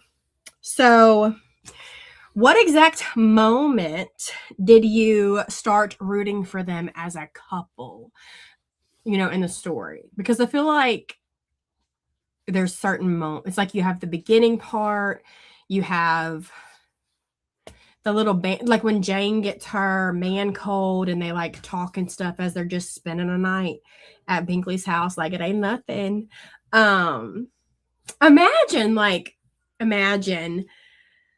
you're a man and you have this big house that you're renting and whatnot, and because it says that he rents it, which is weird. Maybe he rents it to other people to live there while he's not there, because he's not there all the time. I don't know. They call their houses names too, which is interesting as well. I was thinking of like, what would I call my house if my house had a name? We call ours the Freckle Fanny Farm because we have 2 acres and we're out in the country, and so it's fun. So like, it was back when you could name places yourself on Google Maps. We named ours Freckle Fanny Farm, so now it's actually a location that you can check into, and people do that when they come to my house for like pool parties and stuff. That's crazy. What would yours be? Hell, I don't know. Something like Beth's Book Barn. No, I don't know what it would Beth's be. Bitchin' Books. I would not put my name in there, and I would not be book related. Sorry. Because in Jane Austen, it's like one word. Pemberley, is Mr. Darcy's estate. It would be like, I guess we could just call it, I was going to say our last name, but our last name does not sound like a good home base name. Say your last name for me. Morvant. And so it's heavy on the A. I always want to say Morvant, but that doesn't sound right. I say Morvant, but people are always like, but Paul also says Morvant, but Paul and I both speak in cornbread. So, it is Paul's last name, so I'll take whatever way he said it as correct. Who am I to say? And his siblings and stuff also say Morvant. But then you meet, when I like go and I say their names in school, or the school announces their name, they say Morvant. Mm-hmm. It's Morvant. But anyway, okay. We're going to keep going because nobody had any input on that. So I would say I didn't start rooting for them until I didn't root for them at all, if you care. Well, I feel like they weren't really like predominantly the focus of the story for a lot of the first half. I loved. Oh, even in the movie. Yeah, because it focuses on a lot of other people and a lot of other men. At one point in time, it's like an episode of The Bachelor because you have Mr. Bingley who they want to set up with Jane, then you have Mr. Collins who they want to set up with Jane, and then you have Mr. Darcy, and then you have Wickham, and then it's just like, what the fuck? And Jane is the ugly one, and all of these, you know what I mean? It's crazy. Hang on a second, I'm trying to think. There was a moment where they were like banter, like. Not the scene where they're talking about women and what society expects of like a perfect woman, I guess you would say. Because like back in the day, women didn't have jobs, so they were expected to either learn an instrument, be a painter, like they were expected to be skilled in other areas because they did not have to work. They also didn't have to housekeep or anything because they have people to do that as well. I wish I had zero. Wait, I wish I had hero zero. Heard, maybe you meant heard zero about the book. I don't feel like I came in with an girl. I don't know what that means. Unadulterated theory, like I don't know what it means. that she already had preconceived notions. Okay, gotcha. Wealthy families often had country estates. They would rent out to other wealthy people who wanted to spend time in a. Okay, that makes a lot. You're so smart. That makes sense. Because like this day and age, when they say he rents that house, you think, oh, the bitch pays rent with his $5,000 a year. But I assume that's not what the case was because it said that it was his estate. Okay. The rooted for you phrase always makes me think of Tyra Banks. We were rooting for you. We were all rooting for you. Me again because of the whole. I love the part in the book where Darcy first proposed to Elizabeth and she said no. The entire scene was my favorite and I rooted for them from then on, and I forgot the exact question. I'm sorry. I also loved that part in the scene. That part was 100% the most pivotal part of that entire story. And it changed the game for both of our main characters. So you have this scene where so like you could tell from the get-go. Okay, so hang on. Let's back up a little bit. Let's back up. The beginning of the book, Darcy is, deemed an asshole just for whatever, right? Because of what he said while they were at the ball and whatnot. People already don't like him. Where the fuck was I going with this? Hang on a second. What were we talking about? Oh, the scene. Right. I don't forget what I was getting to. At that scene, he was rude to her. She didn't like him. And then, so, but he said that to get himself out of dancing because during the 1800s, it was very inappropriate for a man to be standing around not dancing if there were other women also not dancing. Like it's polite. The men are supposed to ask the women to dance. They're not just supposed to be sitting around doing nothing, right? But he didn't want to dance. And because he was like put on the spot by Bingley asking or telling him he needs to go ask her to dance, he didn't want to dance. That's why he hadn't been dancing, he only danced a couple of times. And so he like made that excuse not to dance because he didn't want to dance, but he didn't really put focus on Jane. He just said that to get himself out of the situation, right? So the next moment when he sees Jane, he is automatically attracted to her, but not in the like traditional sense attracted to her. He was attracted to her spunk, like her silliness. He was attracted to her eyes. You know what I mean? And then like it was like every time they would come together again, like at a different spot or whatever, he would like watch her, or like when they were at Bingley's estate and she was doing something. Was she playing the piano or something? And somebody else was talking to him and he noticed her over there. He walked away mid-conversation to be closer to her. He was smitten with her right off the bat, not counting that very, very, very first like moment of the story, because again, he wasn't really focused on Jane. He just didn't want to dance, so he just made that shit up, is how I interpreted that. Because literally the second time he sees her, he can't help but stare at her.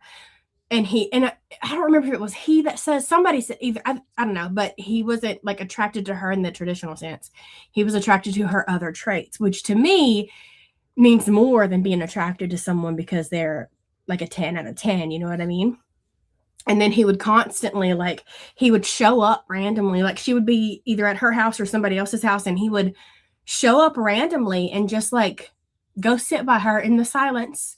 And that also says a lot when you can just be there in the silence with someone and be comfortable. You know what I mean? Like that, to me, like that says a lot. And he could do that. And then Jane, so he like fell to me, this is my interpretation. Again, I am not nobody, but to me, it felt like he fell really hard for her and fast.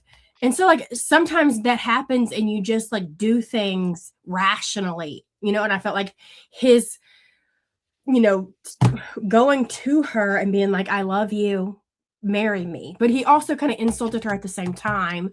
But it was just like a heat of the moment.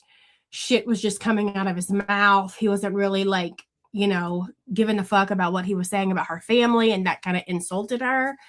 And then she like steamrolled his ass. And she was like, I think the fuck not. You insulted my family. You sent Mr. Bingley away, which he did. But remember last night when we were watching the movie, I said, pay attention to what Charlotte is saying. So he sent Bingley away because Bingley left when Jane and Bingley were supposed to be together, right? Bingley just left, went to London. And word got to her that was it Mr. Collins or Wickham? One of them told her that Darcy was the reason why Bingley left, and Darcy was the reason. And Darcy didn't want Bingley to marry Jane. Why? Because Darcy did not see Jane, like he did not see any infatuation from Jane towards Mr. Bingley. Like he did not see, you know what I mean? And at first, so that was what, and at first when Jane, because Jane read the letter more than once, and the first time she read it, she was like, that is whatever. But if you remember at the beginning of the thing, Charlotte even told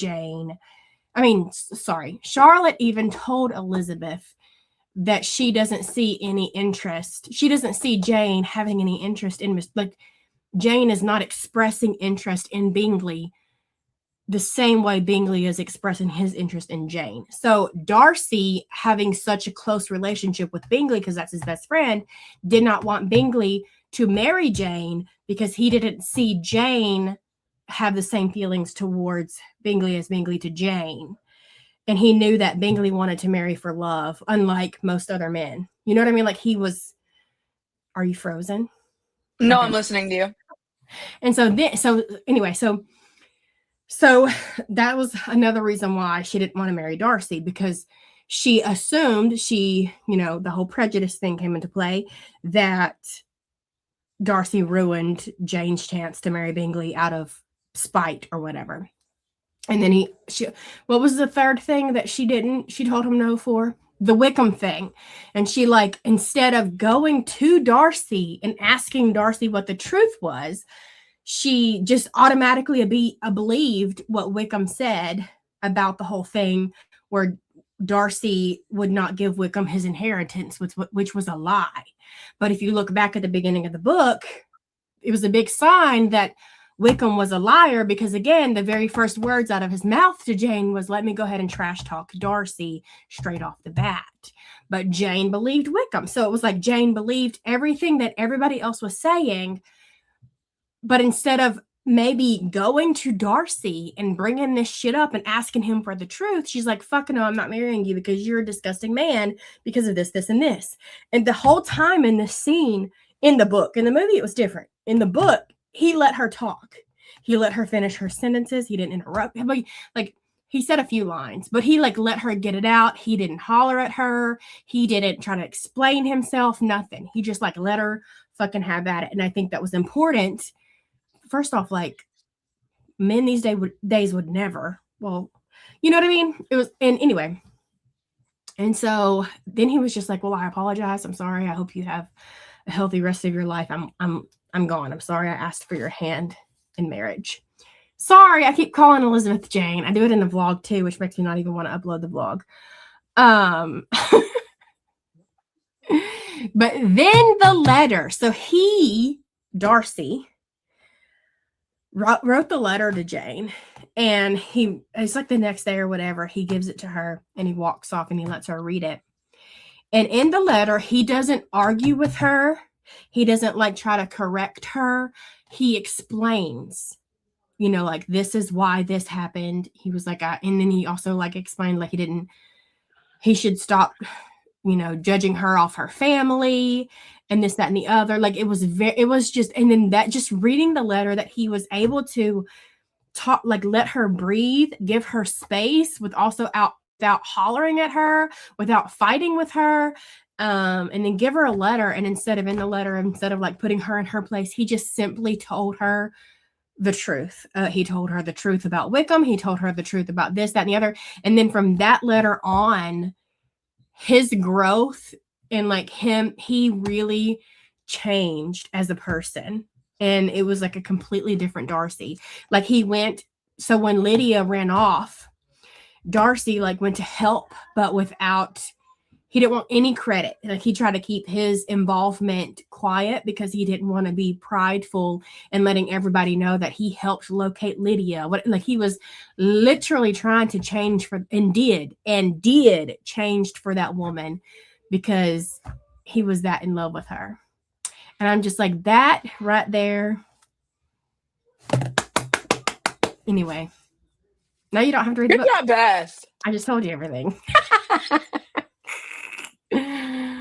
Anyway, Mr. Wickham saw his chance when Elizabeth said no one in the country had a good opinion of Darcy. That country must be little as fuck. How does she know everyone in the country? But they kept saying that. So maybe their country is different. Well, I know like Texas in itself is bigger than a lot of countries over there. Anyway, so maybe either their countries are really small, or maybe she means country like Katie's country, or 2 acres of land. I was about to say, maybe they just mean like, y'all out here, ain't nobody out here like Kim. Anyway, that was a tangent. But yes, like that scene, to me it showed he had respect for her because he let her talk. And he let her holler at him. He let her steamroll his ass. And he was just like, I'm sorry. I'm going to go. Sorry I posed to you. He said, that was my bad, fam. Yep. And then he literally goes and changes his whole thing. He changes his whole being for her. But I don't, no, wait. I think they mean the countryside, which probably... I think about it okay, you think about it like our counties. Girl, I don't even know everybody on my street, much less. And I don't want to. But we're not going out to balls and shit and like learning people and whatnot. No, I'd literally rather die. But yes, that's all I think about when I'm watching these kinds of things or like reading these kinds of things is like, if I lived in a time where like everybody cared so much about society, I mean, obviously I would have a different opinion of it because it would be all I knew. But like my brain just does not function that way. I want to avoid as many of those social settings as possible. And I would absolutely be like a spinster hermit. For sure, 100%. Okay, really quick. We're going to blaze through all of these because I do want to talk to you about Market. And what have you pre-ordered anything? I literally was just having this conversation with Jenny earlier. Okay, cool. What? I'm gonna stitch. Let me see. Let me show you. Look, I have to get this fucker done, okay? Because I'm tired of working on it and I'm ready to be done and I'm ready for my kids to stop asking about it. So it's all I'm freaking working on right now. Jenny, stop reading my questions. That's another question I had that Jenny's asking. So my question, if you yell at Jenny Ann one more time. My question, it's because me and Jenny are on the same wavelength. That's why I love y'all so much. And we're both from Texas, but we're both from different Texases. She's from Texas, I can tell. By the way. Anyway. Welcome to the unhinged half, everybody. So, because my question said, why do you think this book still works for readers over 20 years later, over 200 years later? And somebody who it works for, talk about it. And I think it's because we all crave Darcy. Not Do him, we? not him in particular. In our romance books. Colin Firth, I do. Not in our romance books, I think. Not like in real life. Because let me tell you what, Paul is not an arguer. Paul will be the first person to apologize. Paul will apologize for shit that he didn't even do. You know what I mean? Like he is not an arguer. We do not fight. That's why I have all these books and he just lets me have them because he's just like, as long as we got groceries. But in books, I feel like they're not, I don't know. It feels so pure. There's no people doing the grown up in it. It doesn't just focus on the couple at its core, but you also get to see other character dynamics throughout it. I don't know. I like wholeheartedly. I took fucking notes, okay? I love this book. And I feel like that's a cheap shot. I know it's so stupid. I feel fake for being like, I love this book. Because then people can be like, yeah, but you just read it. I read it 20 years ago. I've read it 17 and a half times. Like, be so fucking for real. Bev, you've been on the internet too Calling long. her Jane. Like, be for real. This is not your favorite book. I'm not saying it's my favorite book, but I'm saying like, If you feel like anybody would invalidate you liking this book, I feel like you have internet-ted too close to the sun. oh, I don't know. I am a chronic overthinker in the most negative way. You know what I mean? Yeah, Like, tell that part of your brain to shut up. yeah, because I'm like, Katie hasn't messaged me in 3 days. She probably doesn't like me anymore. Oh, I'll start texting you good morning every day. You're like, good morning, babe. My best friend is like that. Like literally, she calls me every morning. And when she doesn't call me, I'm the type of person where I'm just like, oh, okay, her morning must have just been busy. And then at 8 a.m. when I'm at work, and because we work together, she's like, you didn't think to check on me? I didn't call you. And I'm like, no, babe. I thought like, you were having a morning. You just, whatever. And she's like, you didn't even think. Maybe I was mad at you. And I'm like, nope, none of that crossed my mind, babe. None of it crossed my mind. Oh, nice. I am definitely not the one. Like, if I text you, I 100% do not expect a reply automatically unless your name is Paul Morvant. So, like, I don't be like, okay, then, bitch, don't reply back. Like, that's not going to be me. But you can. But the whole time, though, in my head, it's like, that was just an example. But, like, in my head, like, when, if we're out somewhere, I feel like, oh, they haven't talked to me. They probably don't like me anymore because of something I said, or I don't know. Like, I overthink everything. That's why every other day I'm like, I'm deactivating my Instagram account because my stories are so stupid and people don't care. Because I don't ask. That's just my brain. Meanwhile, you are surrounded right here by a bunch of internet besties. Wild. You brought some of them yourself because some of these people don't even, like in the Discord last night when we were watching the movie, some of those people don't even know who I am.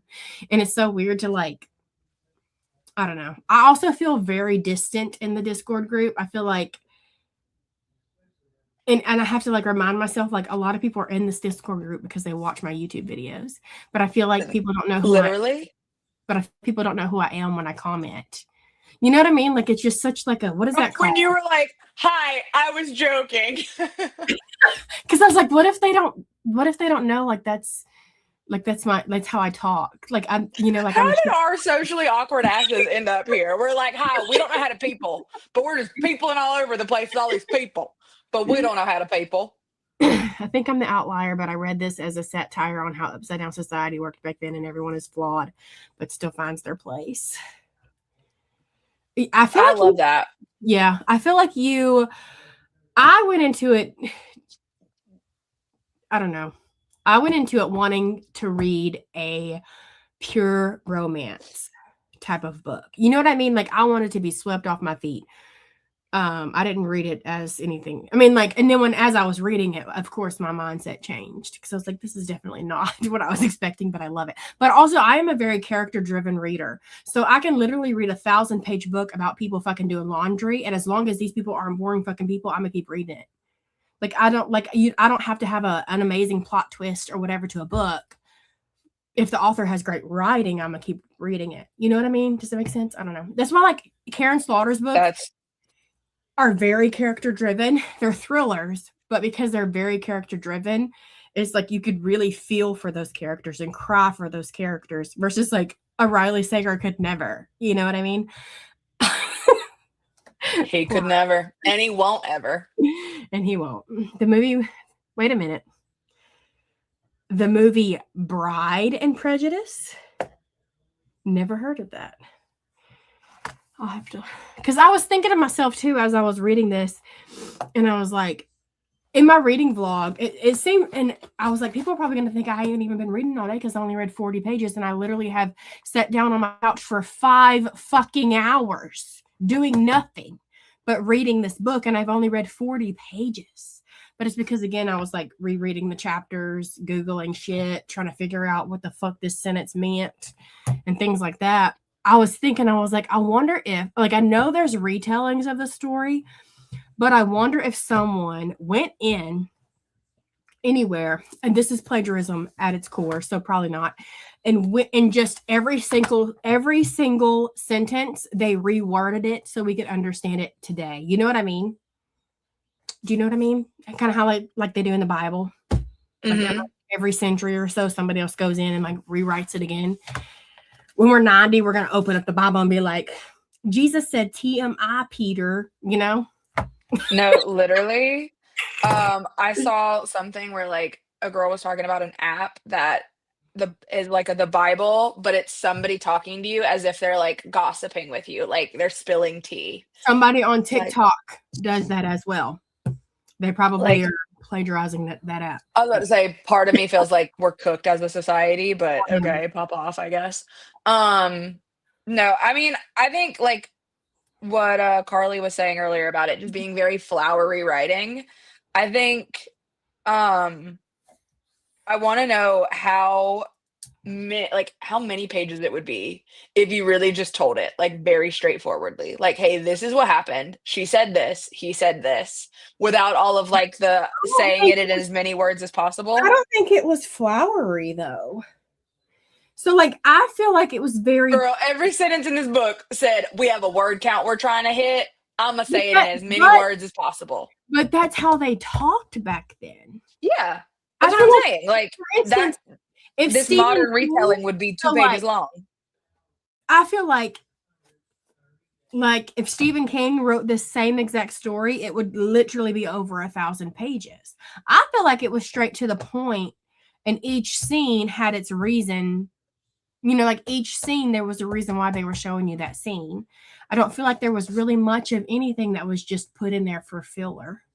I felt because like you were getting scenes with Mr. Collins, but it was also important to the story because he also, you know, told Lady Charlotte this. Is it Charlotte? Lady Catherine. Sorry. There's too many C's in this book. There's too many names. You know, there is, but it's fine. I feel like you just have to you literally have to pull out paper like I did, and you have to write them down. And once I wrote this down, I didn't even have to look back at it. It was like once I wrote it down, I knew it. You know how like in school when you're studying, your teacher says just rewrite your notes? Yeah. And it just helps you remember. I feel like that helped a lot. Except I still keep calling Elizabeth Jane. Like I keep not Jane, her sister, but like Jane Austen to me is like the main character of the story. When it actually she's not. She's the author. Paul's going to the gas station. What do I want? Hang on. No, I need to start my diet again tomorrow for the 70th time this year. I need us to be neighbors so bad. So I'm like, let me tell Paul what I want from the gas station. I told him, okay, I'm not gonna get anything because go straight to wanting the bad shit, you know? Oh, 100%. I want Talenti so bad right now. You want what? Talenti. I don't know That's what I was macking on the last time we were on a live. Talenti? Yeah, it's Shut gelato. up! It's so good. The cookie crunch ice Talenti. cream. Okay, yeah. Or, you know, So yeah. good. I love the long-winded slams. Those were the funny parts to me. True. I liked the writing, and it feels very sophisticated, and it makes me look at the way we talk now, and kind of like when you're reading Wuthering Heights, and Jacob comes into play, and you're like, what the fuck is he saying? I feel like that's how we sound compared to the people who existed back in the 1800s. We sound very Jacob-like from Wuthering Heights. If you've read Wuthering Heights, I don't know. Oh, the fuck I haven't. No, I am very much like, I can't tell you how many times I tell people on a daily basis, say this in less words. Like, I am very. This is the thing, Katie. What? Our attention spans are ruining us. Oh, 100%. My mental capacity for anything. And the fact that we say out loud, say it in less words, shows that to its core, you know? 100%. I came across this girl. So like I've been trying to wean myself off of apps and stuff, like not be on them as chronically as I am. Now I'm constantly watching YouTube now because I'm trying to stay off of other apps. So like, does that make sense? Oh, I'm an iPad kid for sure. But I feel like YouTube is a lot less worse than TikTok because you're back at long form content, which helps with your attention span. But on TikTok, I was watching a video of a girl talking about classics. She was talking about something, and I really wanted to watch it, but I could not make myself watch it because it was too long. You know what I mean? Like you just want to scroll, like interested in it, but your attention span is like scroll, you know? And then I was 100%. like, my brain is fucking fried. And it's because, and I feel like TikTok has made it even worse because everybody's like, get to the fucking point. You have to start your TikTok off with a sentence, like just getting, you don't say, hey girls, good morning, sunshine, nothing. You're like, and these are 17 fucking books that made my husband, you know, but he didn't read them, if you catch my drift, you know, and then you're just like. See, well, mine's not even always TikTok. Mine's the corporate world. Like everything is, I'm going to get 700 emails today. I can't spend 20 minutes reading each one. Like I need it in. And so like literally our office now has Copilot in all of our like Microsoft suite. So I have Copilot literally give me 3-sentence summaries of all of my emails, like at the beginning and end of the day.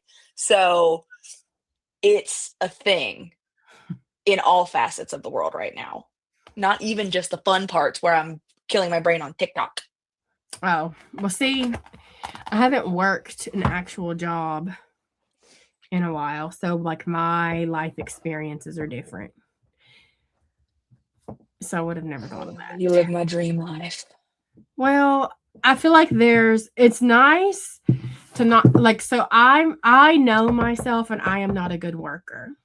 You know what I mean? Like, I don't like being told what to do in the sense that I just give me a task and let me complete it how I want to complete it. And same with like, that's why I really don't set a TBR because then it feels like it's something I don't know. And so like, yes, I was a manager I was an online grocery manager at a grocery store. And which really says nothing. To be a manager at a grocery store is tough. It's like you barely get paid anything, but you're over, 43 fucking associates that don't know how to do their fucking job because they stay in the bathroom smoking pot kind of situation. And so I just hated going to work because I hated that. I just know I want a job where I don't have to be over anybody. I can go in there, do my job and leave. You know what I mean? Mm-hmm. And those are very hard to find. So I just stay home. And I love staying home because and it's not even like being able to sleep in because I can't, because I have kids that have to go to school. So I have to get up, get them dressed, get them whatever, get them out the door, come home, do what I need to do while I'm at home, film a video, make a TikTok, or do nothing, whatever. But it's not even like I don't just get to do nothing. I do laundry, I wash dishes, I mop the floors, I carpet clean, you know what I mean? Like I do stuff. But like, then I'm like, well, I would really like a Cadillac Escalade IQ, but we cannot afford a $1,500 car payment. Why? Because I don't want to go to work. So it like sucks because we have to limit ourselves to certain things. You know what I mean? Because, Yeah. just like a The give and the take. household. But I have a 2020 Equinox, so it's not even like I'm driving around in like a 2009 Ford Taurus with a broken air conditioner. But Paul would never. But I don't know anybody else who is a stay-at-home mom. Everybody that I know, they work, and it's like every other year they're getting brand new cars, and it's like I feel like I'm missing out at the same time. So it's like it has its, and then like also I know people that go on vacations every single year, and we don't. Why? Because I mean, like, yes, we could afford to go to one if we like budgeted it and stuff like that, because we do have pretty good spending money here and there, all has a good job. And then also, but the biggest thing about not working is I don't have any adult one-on-one time. That's like the biggest thing is like I'm either at home by myself all day or I'm with kids all day. And so it's like very lonely. Yeah, we have the opposite experiences. Like you're like, oh, you're seeking adult interactions, and so like I always look at it and I'm like, wow, Beth is always so present in everything. Like, you want to talk to Beth about anything, Beth gonna be right there. She's right there, ready. She gonna talk to you. Well, because I don't have a life. I mean, like I have a life and I love my life, but I don't have nobody to talk to like that. So like, yes, I'm going off in the Discord groups and I'm gonna blow your chats up and your texts up. And I love it. No, I literally, I wish, like, because I look at stuff like that and I talk to my husband about it all the time. I am always so everythinged out at the end of the day. I'm peopled out, I'm questioned out, I'm responsibilityed out. Like, I am absolutely tapped out in all of my senses. So then I don't get to show up where I want to. Like, I want to be more present and more active in my family and my home life and all of these things. And like, I don't have a social life right now, because the second I get to turn my brain off, I literally want to power down like a 1997 giant computer. I'm just like, and so, but like at the same time, I am my best version of me at work. 100%. Like that is what I am good at. I am not good at being mom. I am not good at being homekeeper. I have a housekeeper for a reason. Like, none of those things are the things that I am good at. In my soul, I'm like a 47-year-old man who's just like, nope, give me a conference room full of people. I'm gonna make a deal. I'm gonna make some decisions. We're gonna run this thing. That's all I'm good at. Everything else, really hard for me. Momming, real hard for me. So like, it's one of those things. So I just remind myself when I'm like, wow, I wish I could quit my job. I'm like, then I would probably feel like a rudderless ship. So I see you in the life that you make for yourself. I have so much respect and admiration for, because it is literally everything that you want it to be. Anything that you want to do, all of the things that you're doing all day is what you have decided you are doing that day. And like, I literally don't trust myself to do that. I need the corporate mumbo jumbo to keep me going, to make sure that like, it's not my responsibility to make those decisions for myself, if that makes sense. Yeah. Like, what you're doing is so cool to me. Like, a lot of people don't want to be a stay-at-home mom because they need routine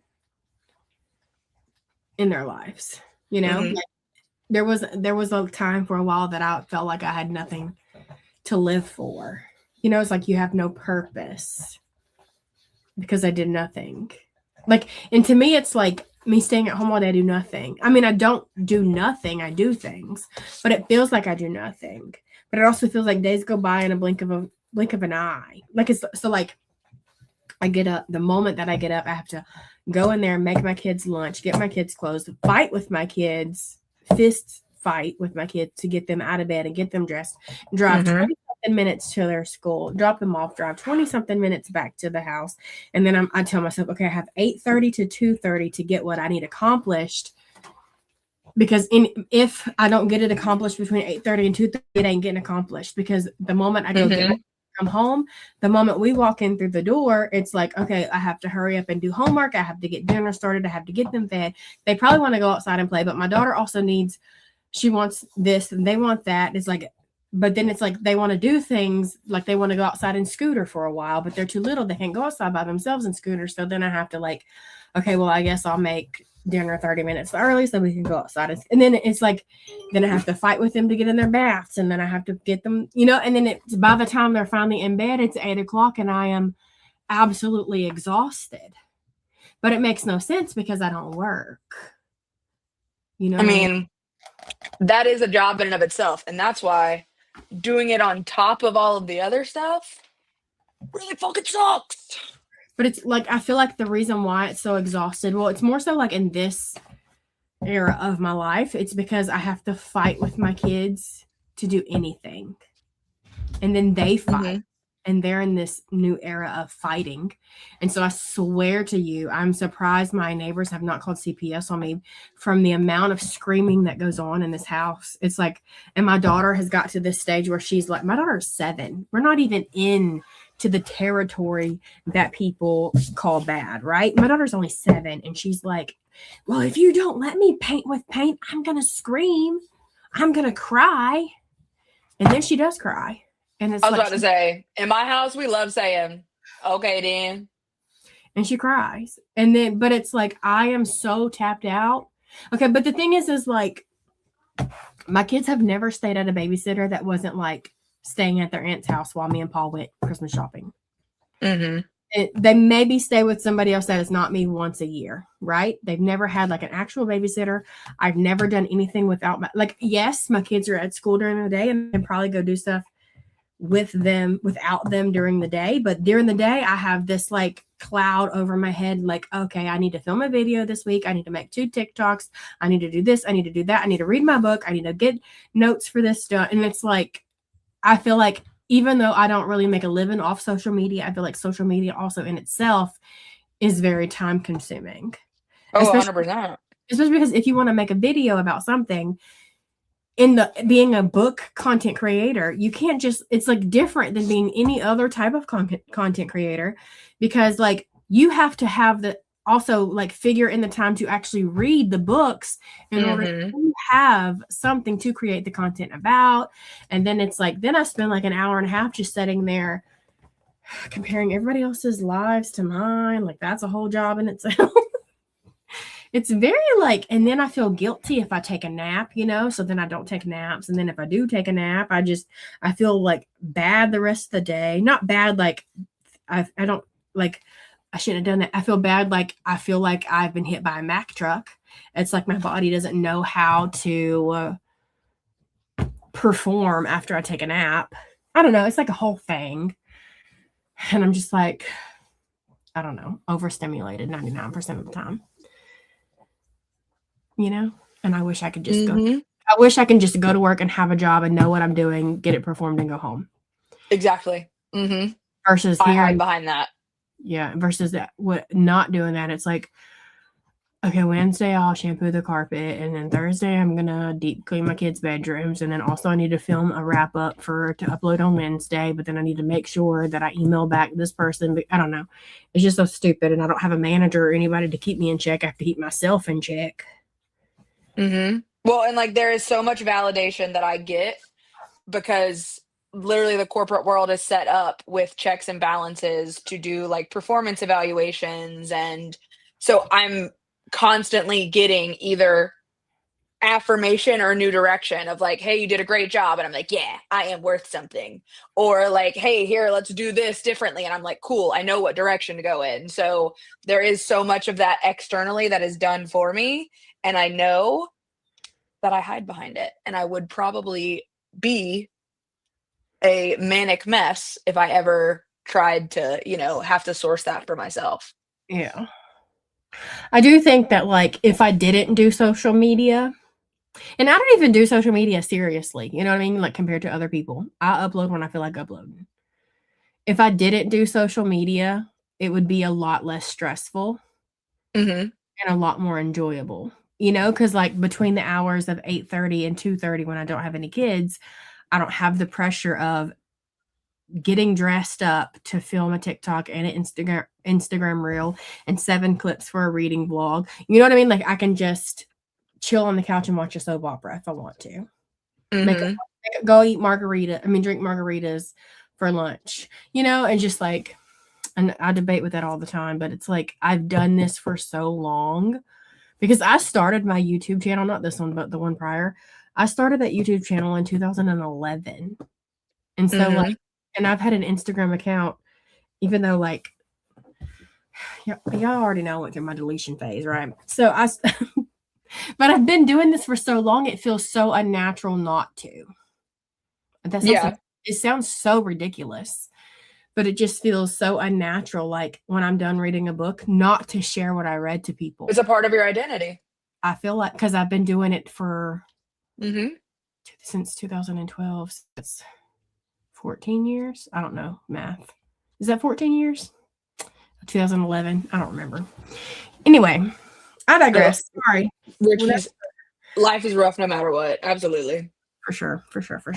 And I feel like people think people who don't have jobs have it made, like, oh, you get to be a stay-at-home mom. You must be so gracious. But like, I miss out. I don't get invited to holiday parties. I don't, like my friend group because I worked at my previous job, was my first job out of high school.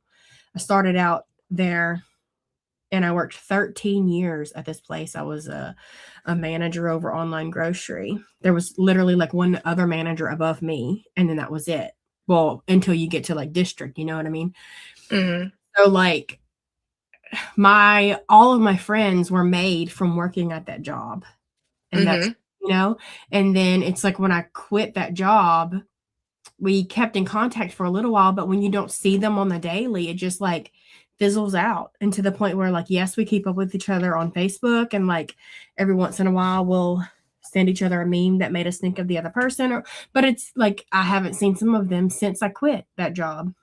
And so it's like when you're an adult and you don't have a job, you know how hard it is to make friends.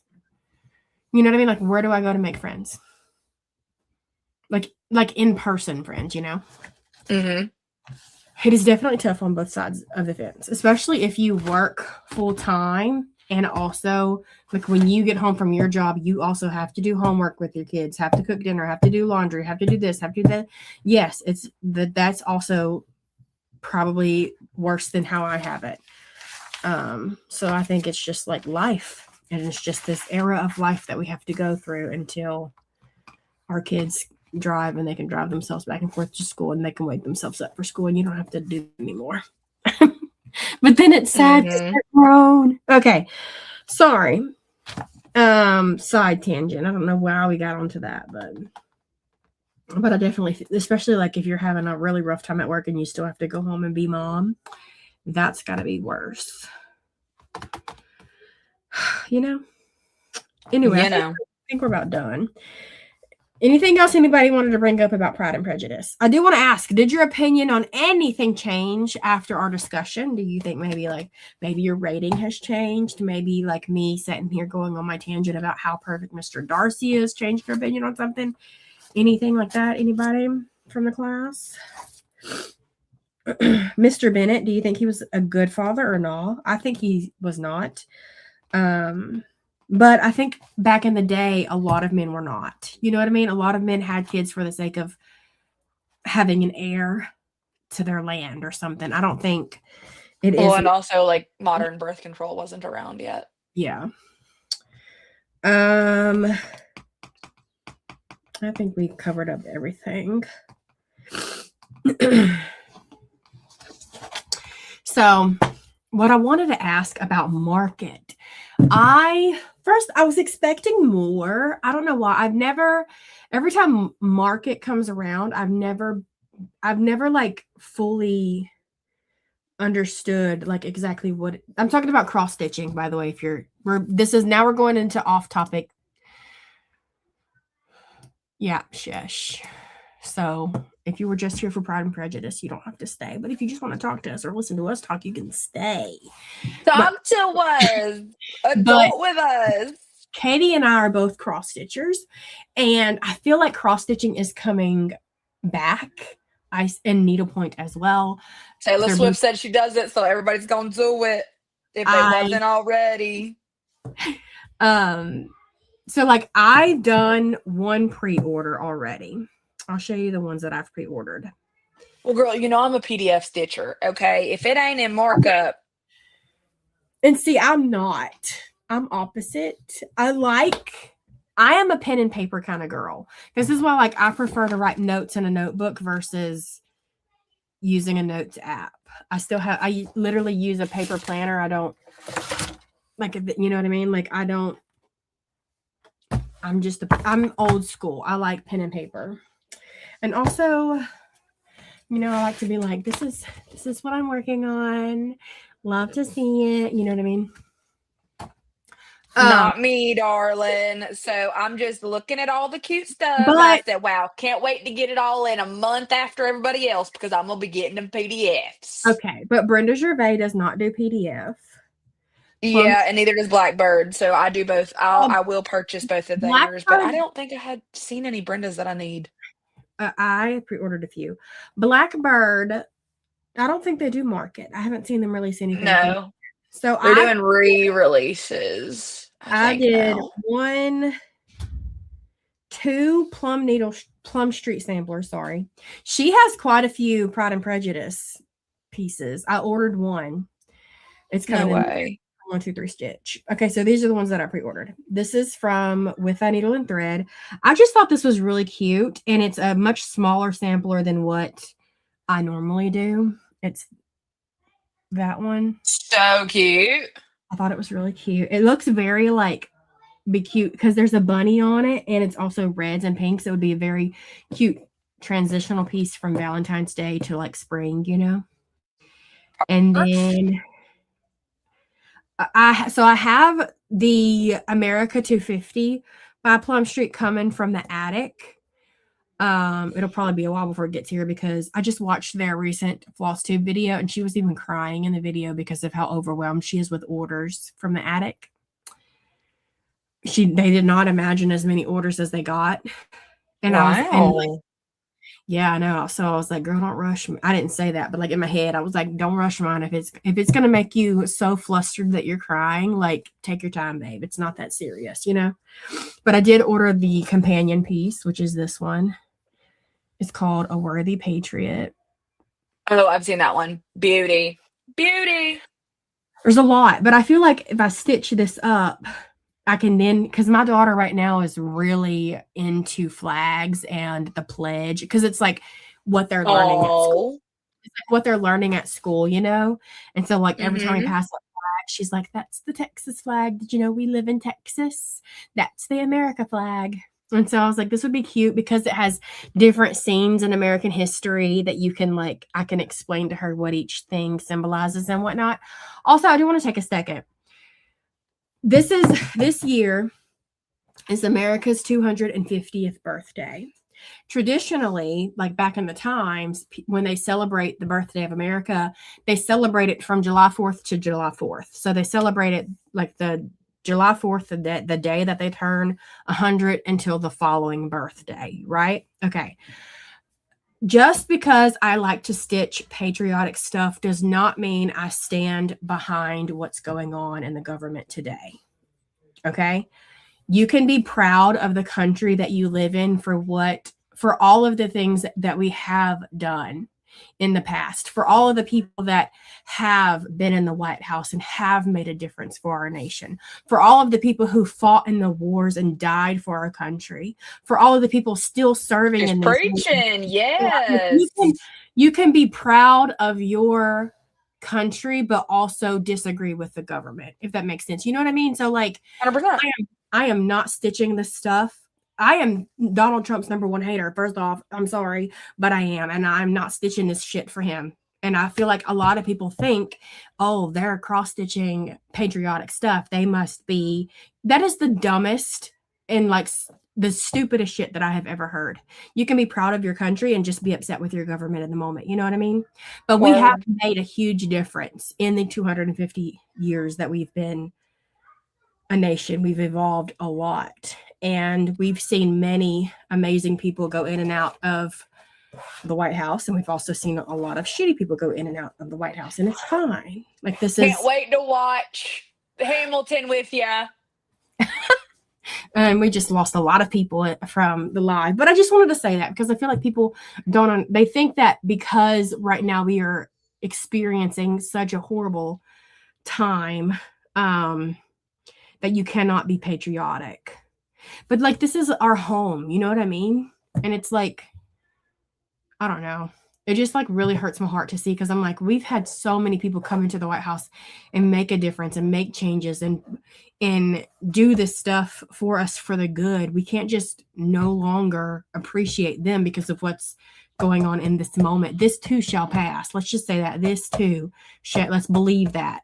Okay, doing everything but passing away is what we're currently experiencing. Anyway. Passing everything but away. So that's my little spiel on that. So don't take this as me showing you patriotic stuff that like that's not what this is for. Anyway, and I say that to show you my next piece, which is patriotic. Show me. This is by With Thy Needle and Thread. And I thought it was really cute. It says, it's the Amazing Grace one. Oh, love. Uh-huh. Yes, Josie May. 1 second.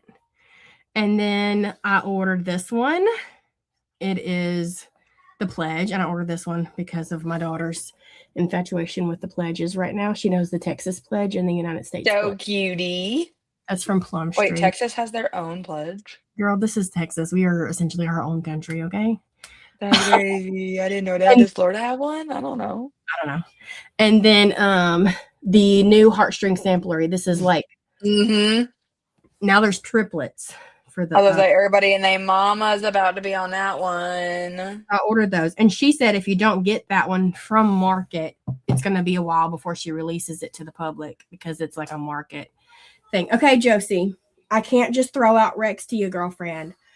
Tell us what you like. Yeah. Give us vibes. Like, what are you looking for? Is there particular genres that you enjoy reading? What's your sign? What do you do for a living? What's your favorite book that you've read lately? Number. I'm just kidding. You give us something and we can help you out with some Rex. But Katie, New Mexico has their own. We were our own country. And I don't know what the name of it is, but Texas has the right to remove themselves from America. You know what I mean? Like if something happens, we have the right to become our own. To secede. Whatever that is. Yeah. Which is kind of cool. Don't all states? I don't know. I don't know shit about fuck, okay? That is my life motto. I don't know shit about fuck. I only know every year in high school we have to take a Texas history class along with just regular government class. Oh, see? Not in Florida. And then in college, you also have to take Texas history. Secede. Not Florida. I like fantasy and mystery. Don't mind smut. I need to piss my boyfriend off sometimes. LOL. Okay. I'm not the biggest smut reader. So and like I feel like everybody's preference of like smut is different. But mystery, you like fantasy. Okay, so I feel like there's two different lanes in fantasy.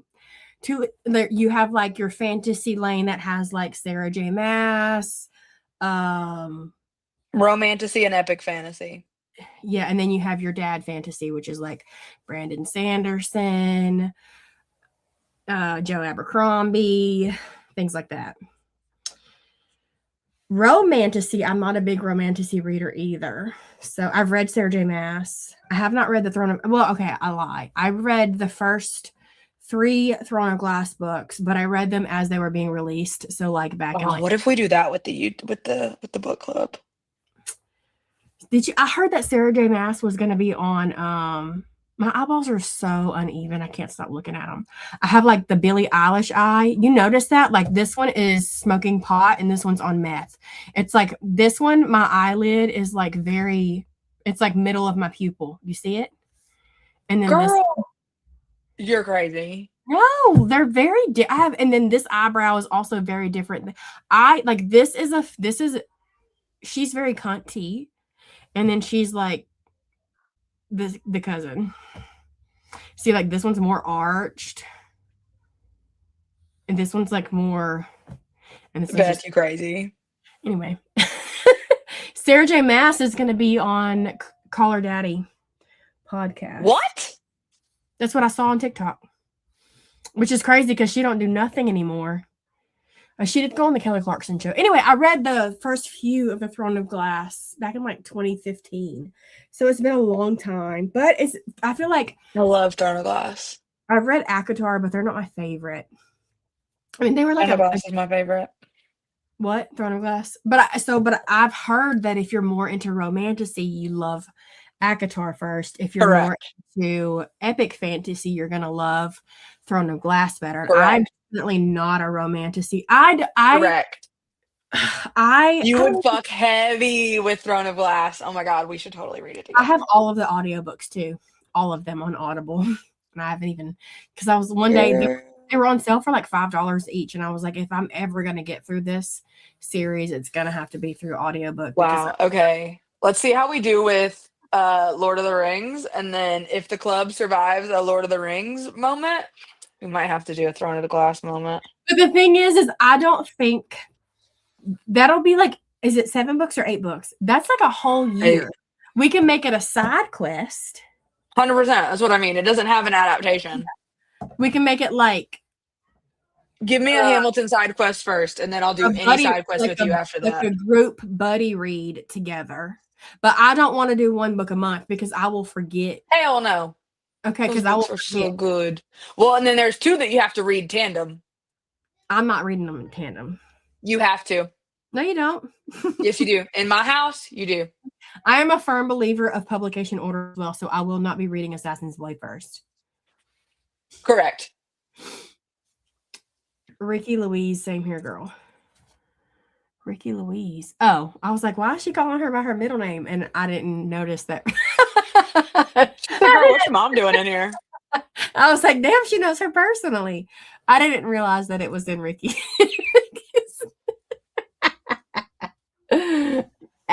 Okay, wait. No, Ricky Shush. Ricky Louise.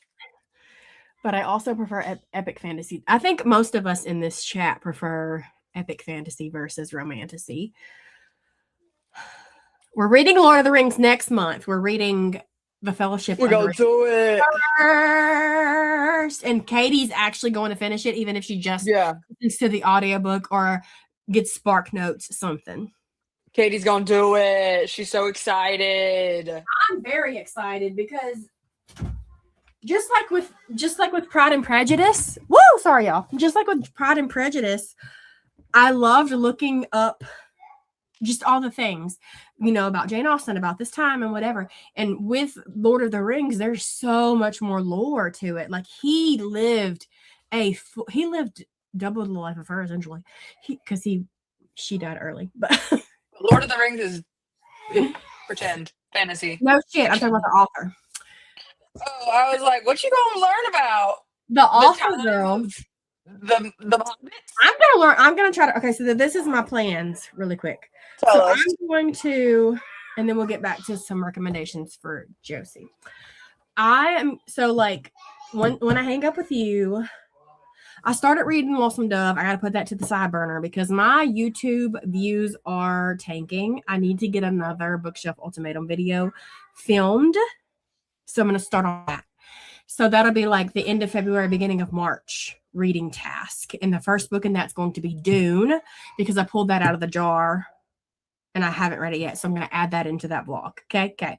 So then after I'm done with that, I'm also hosting a readathon that is the 16th through the 22nd with Jackie. Backlist readathon. Which is very low key. So it's fine. There's not like a lot of stuff for me to do. So before the readathon, I am reading a ton of books though. I know, but girl, audiobooks save the day. I'm going to reread The Hobbit, but I'm going to listen to it this time so that what? This feels like cheating. What do you mean you're going to reread The Hobbit? I thought we had to do that together. I've already read it. No, we're reading the first book in the Lord of the Rings trilogy. Is that not The Hobbit? No. Okay. I don't know nothing. Then you need to read The Hobbit. If you want to read The Hobbit first, you can. The Hobbit is middle grade. You could fly through that. No way. Yes, Fuck he is the wrote. Hobbit? The Hobbit is the prequel to The Lord of the Rings, but it is technically considered. It's technically considered a prequel to The Lord of the Rings. He wrote that just for funsies for his son, and so it's very like middle grade. Okay, I googled The Hobbit and it says it's a film trilogy. It is. There's a lot of But movies. what is The Lord of the Rings? Is The Hobbit not in The Lord of the Rings? The Hobbit is a prequel to the So trilogy. there's a trilogy prequel to the trilogy? No, there's one book. There's a Babe. it's multiple movies, but it's just one book. That's what I'm asking. So they've turned that one movie or one book into a trilogy prequel to the trilogy movie? Girl, they went all out. Them men are singing at the table, having 11sies, everything. Those movies are like very well done. Oh, Jenny is yelling at me. Jenny, what? What? Jenny, you're watching us on your TV? I know her husband is so tired of us. Oh my God. Hey, hubby. Okay, so actually there's a lot. Oh, hang on. All right, hold on. I was so excited about this a second ago, and now I am realizing I am jumping into the deep end, and I still need to wear my floaties. What in the fuck am I getting into? The Lord of the Rings. So these are all. This is The Hobbit, The Fellowship of the Ring, The Two Towers, Hold The on. Return of the King, and then you have all these other books by Tolkien about a whole bunch of other shit, and it continues on the back. Some of this is history of the Hobbits. Some of this is other things. He has like the Tolkien Diary, the Lord of the Rings sketchbook, Tales from the Peerless Realm, Unfinished Tales. Like there's a. I'm so scared. These are books, all of these, right? The Hobbit is technically a middle grade novel that was written by Tolkien, and it's literally Okay. Listen to it. Just Google recommends reading The Hobbit, and then you read the Lord of the Kings. Fuck me. Fellowship, Two Towers, Return of the King, and then the Silmarillion. Yes. Let's just go ahead and call this Dumb Bitch Book Club. What This- in the hell are we doing? The Silmarillion. Yes, We're not reading Mom, that. come get me. I'm scared. I'm not safe. Mom, come Even- pick me up. My tummy hurts. Even people who are like diehard Lord of the Rings fans say that the Silmarillion, whatever, is very difficult to read. We're not reading that. Our tasks, if you want to read The Hobbit, you must make it a side quest before we dive into the Fellowship of the Ring. It is a middle grade book. I don't even think it's that long. I've already read it once, and I read through it. Look it up. Without any problems. I'm going to listen to the audiobook this go round. Actually, I have mine. I even annotated it the first time that I read it. That sounded like a sword. That was my Lowry stand.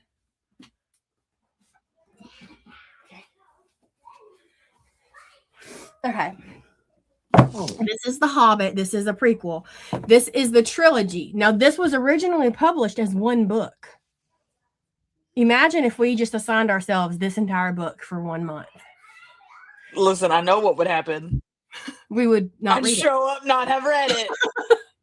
This is The Okay, Hobbit. the audiobook for The Hobbit is, wow, very, very divisive. There is one that is 11 hours. There is one that is 10 hours. No. And there is one that is 4 hours. The 4 hours is abridged, or it's either abridged or it's acted out. Hang on, I'll tell you which one I got.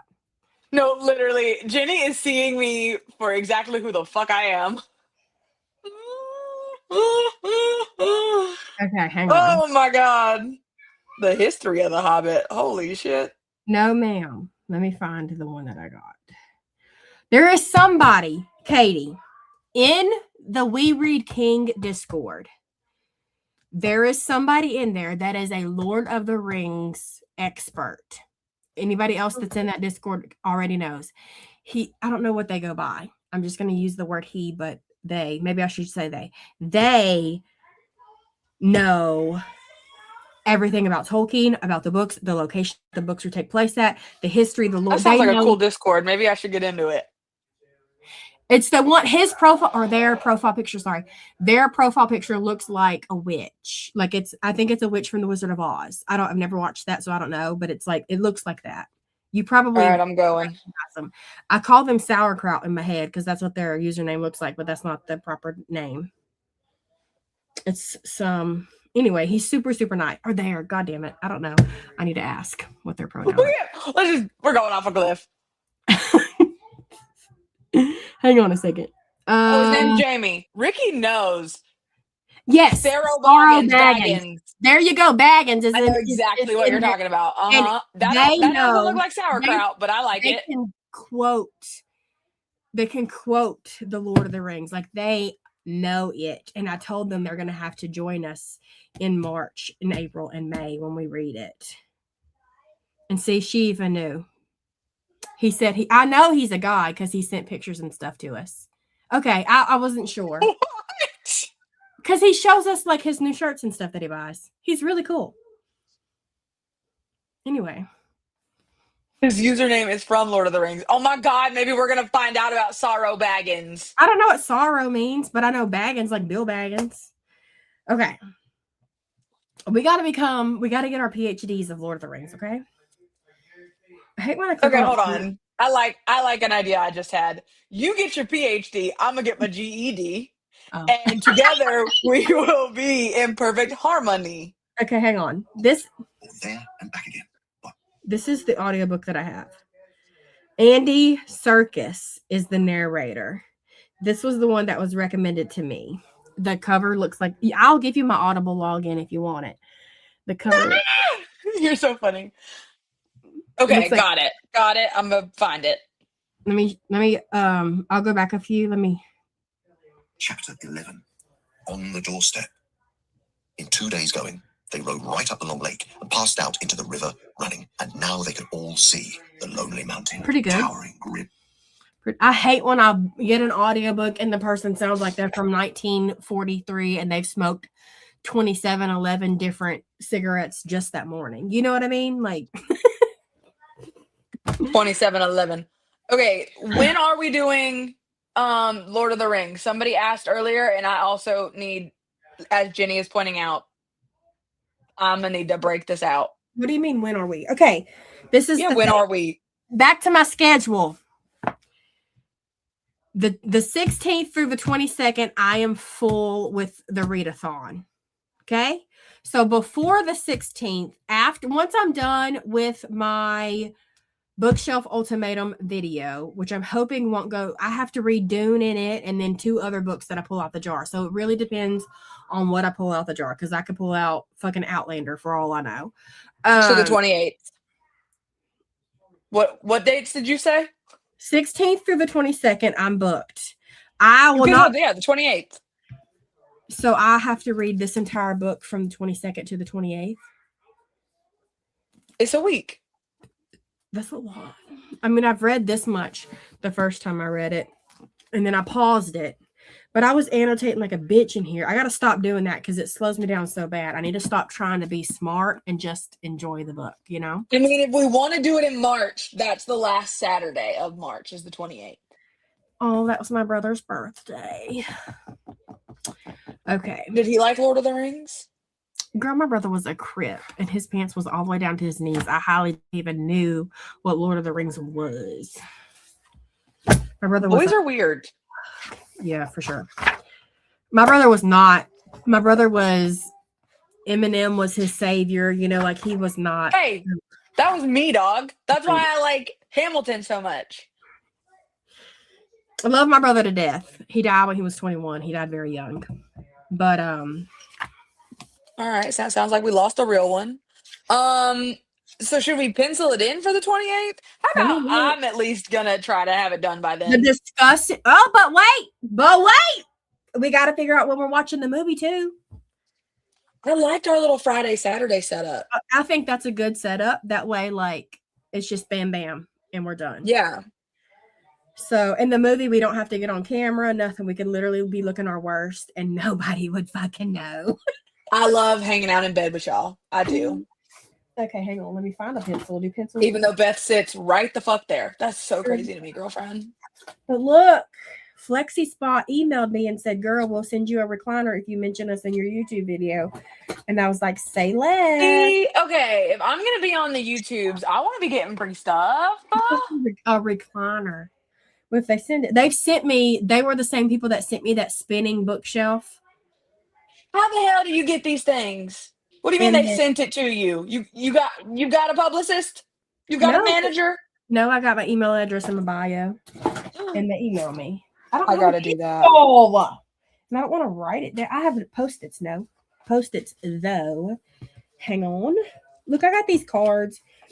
They sent me. Somebody sent me. Hang on.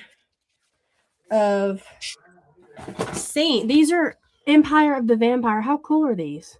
It's Empire of the Vampire fan art. Very cool. Never read it.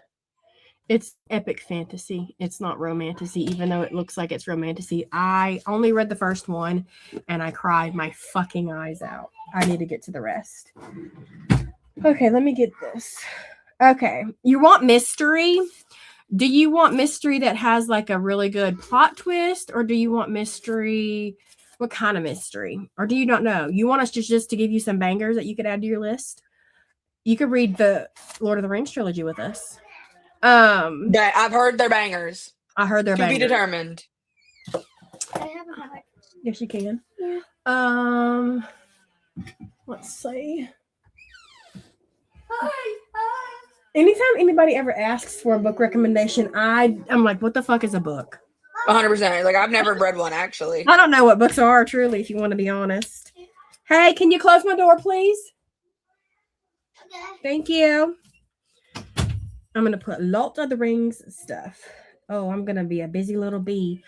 Actually, okay, so my kids' spring break is the 9th through the 14th. So I can't even really do anything that week because I can't film nothing while they're here. So I could read Lord of the Rings that week and then spend the week after the readathon reading my nonfiction book on Tolkien. So I can have other things to talk about. That might be what it is. What I do. I shouldn't have signed up for the readathon, but you know, I don't want to tell her no. This is, I think, the third time I've helped her host it. Okay. So that's The Fellowship of the Ring. And then the second book is called The Two Towers.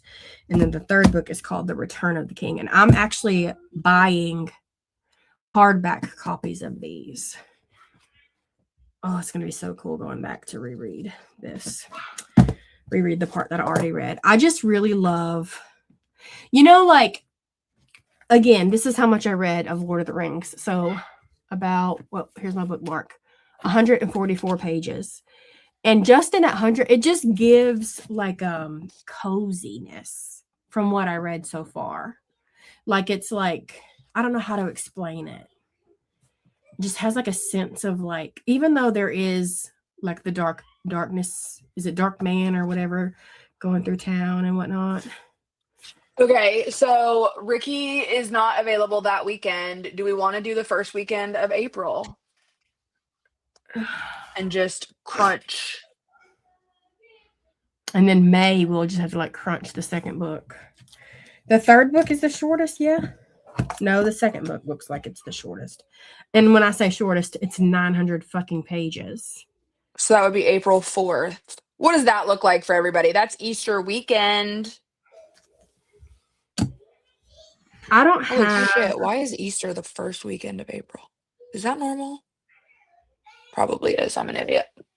I will say, if you're brand new, if you're just getting back into reading and you really want something that's going to knock your socks off, fuck. Help us out, Katie. If you want, are you an audiobook? Do you know anything about Dungeons? I don't know how to read. Shut up, girl. It's hard to recommend books to people. Hang on. I'm like, I love that, but is anybody else gonna love it? Okay. I mean, I've got recommendations. I can just shoot them out. You ready? Because I'm I don't have such a crazy bookshelf behind me. I can look directly at the books that I like. Okay.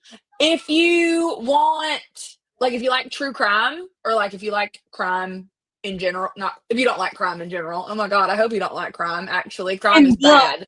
In books. If you like, like crime, mysteries, things like that, Unsub by Meg Gardner, I feel like is something that goes under recommended.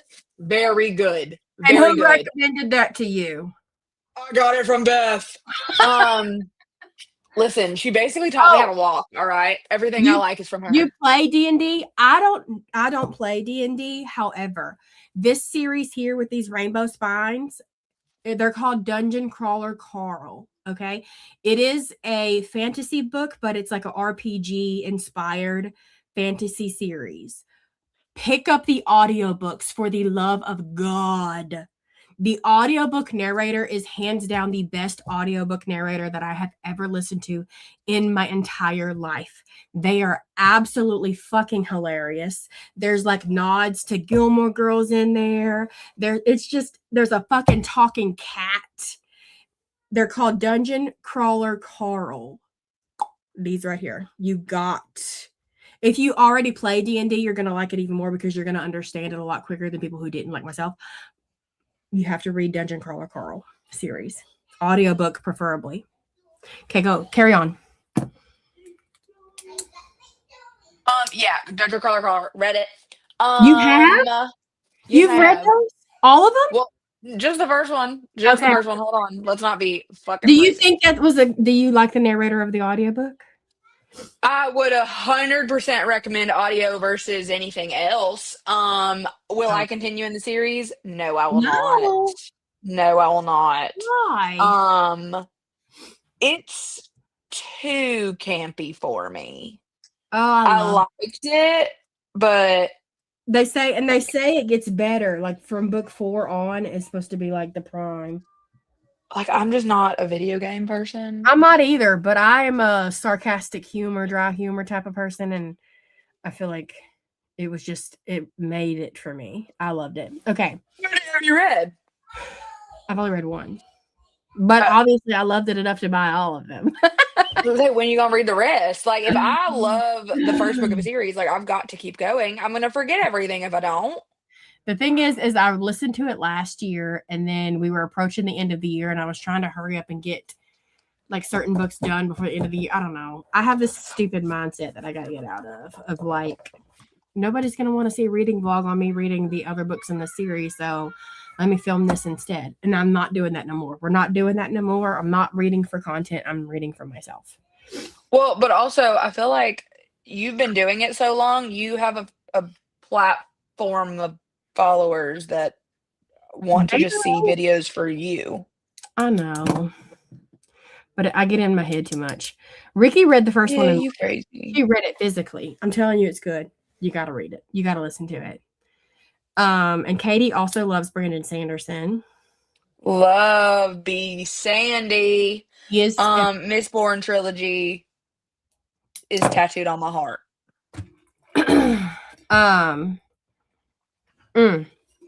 Okay. So if we do, sorry, we're just gonna hop along here. I'm hopping with you, babes. So we're gonna do Lord of the Rings on the 3rd and the 4th instead. I'm free both weekends. Get them now while you can. Okay, I will post it that weekend, the 3rd and the 4th, for Lord of the Rings, book number 1. But that is Easter weekend. How do we feel about that? It means nothing to me in my household. Well, Easter's Sunday, so we wouldn't be doing anything on actual Easter Day. I don't know what people be doing. Maybe they be traveling or like Good Friday is the Friday before Easter. I don't know. We got Catholics in the house. I don't do anything for Good Friday. And then the second book,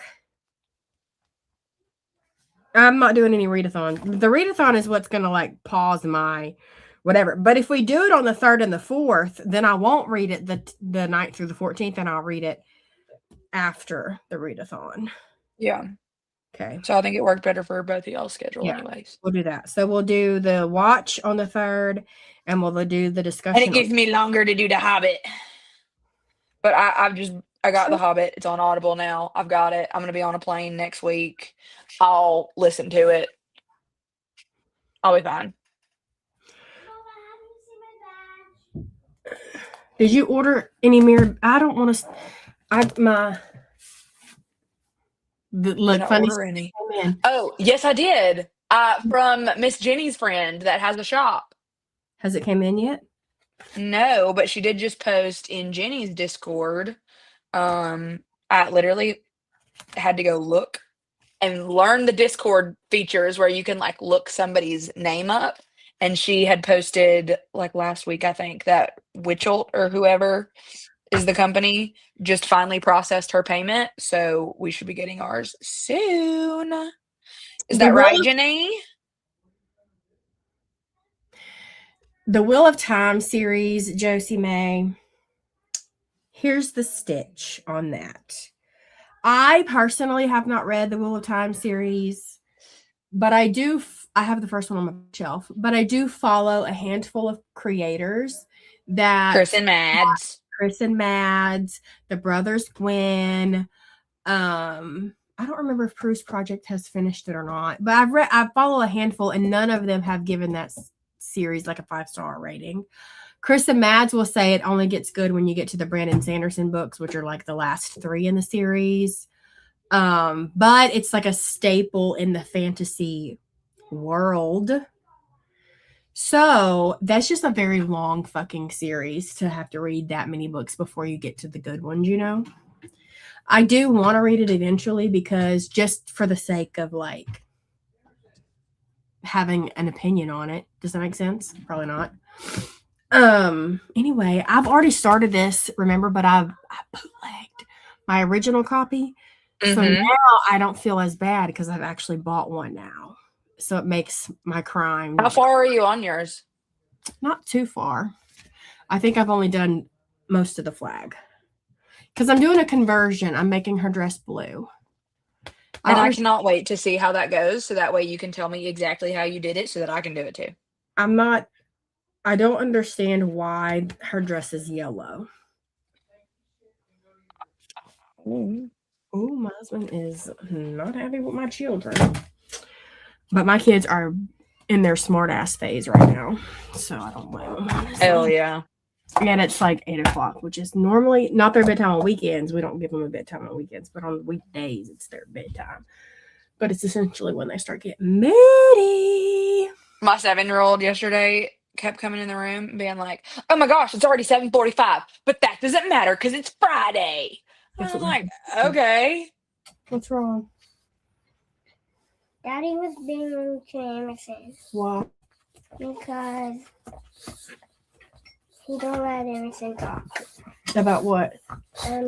Quit, Kaiser. When she's playing something. What? Playing something. I don't know what you're trying to say, but when a parent is getting on to you, that's not them being rude. They're disciplining you for not doing what you're supposed to do. She said, oh man, taking Dad's side. Carter, go play. Go play. Close the door, please. Thank you. Why are you being fucking weird? Stop. Do you not feel good? Okay, check your IG DMs. Because I sent you all the ones that are my diamonds of the season, my darlings of the market releases. Oh yeah, I forgot we were talking about that. I'm not pre-ordering anything because I want it all to be a digital copy. But the second that they're available, I'm getting those, and I wanna stitch them. Kathy Barrett, her and her little pink era, everything.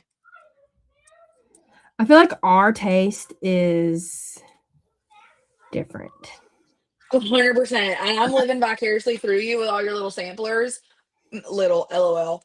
But I have found that like I am a 12-year-old boy and I just want color. I want crazy. That's not That's not a bad thing. A lot of so like in the floss tube community, now that you're an official floss tuber, in the floss tube community, Official my ass. now I swear to God, every fucking video I watch, I have to hear them talk about Katie. What are you talking about? I swear to God. And so I'm watching. Well, I don't think that Megan is Sean Periwinkle.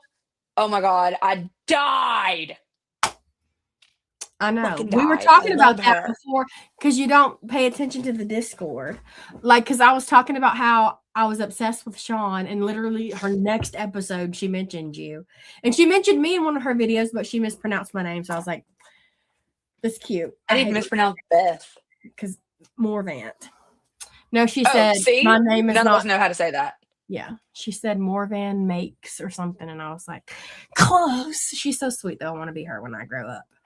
Literally. But it's like I would watch like slow snail stitching, and she's like, "Let me talk about Katie." Damn, I love And then Sam. I would That's watch bestie. Megan the Seattle Stitcher, and she was like, "Let me mention Katie."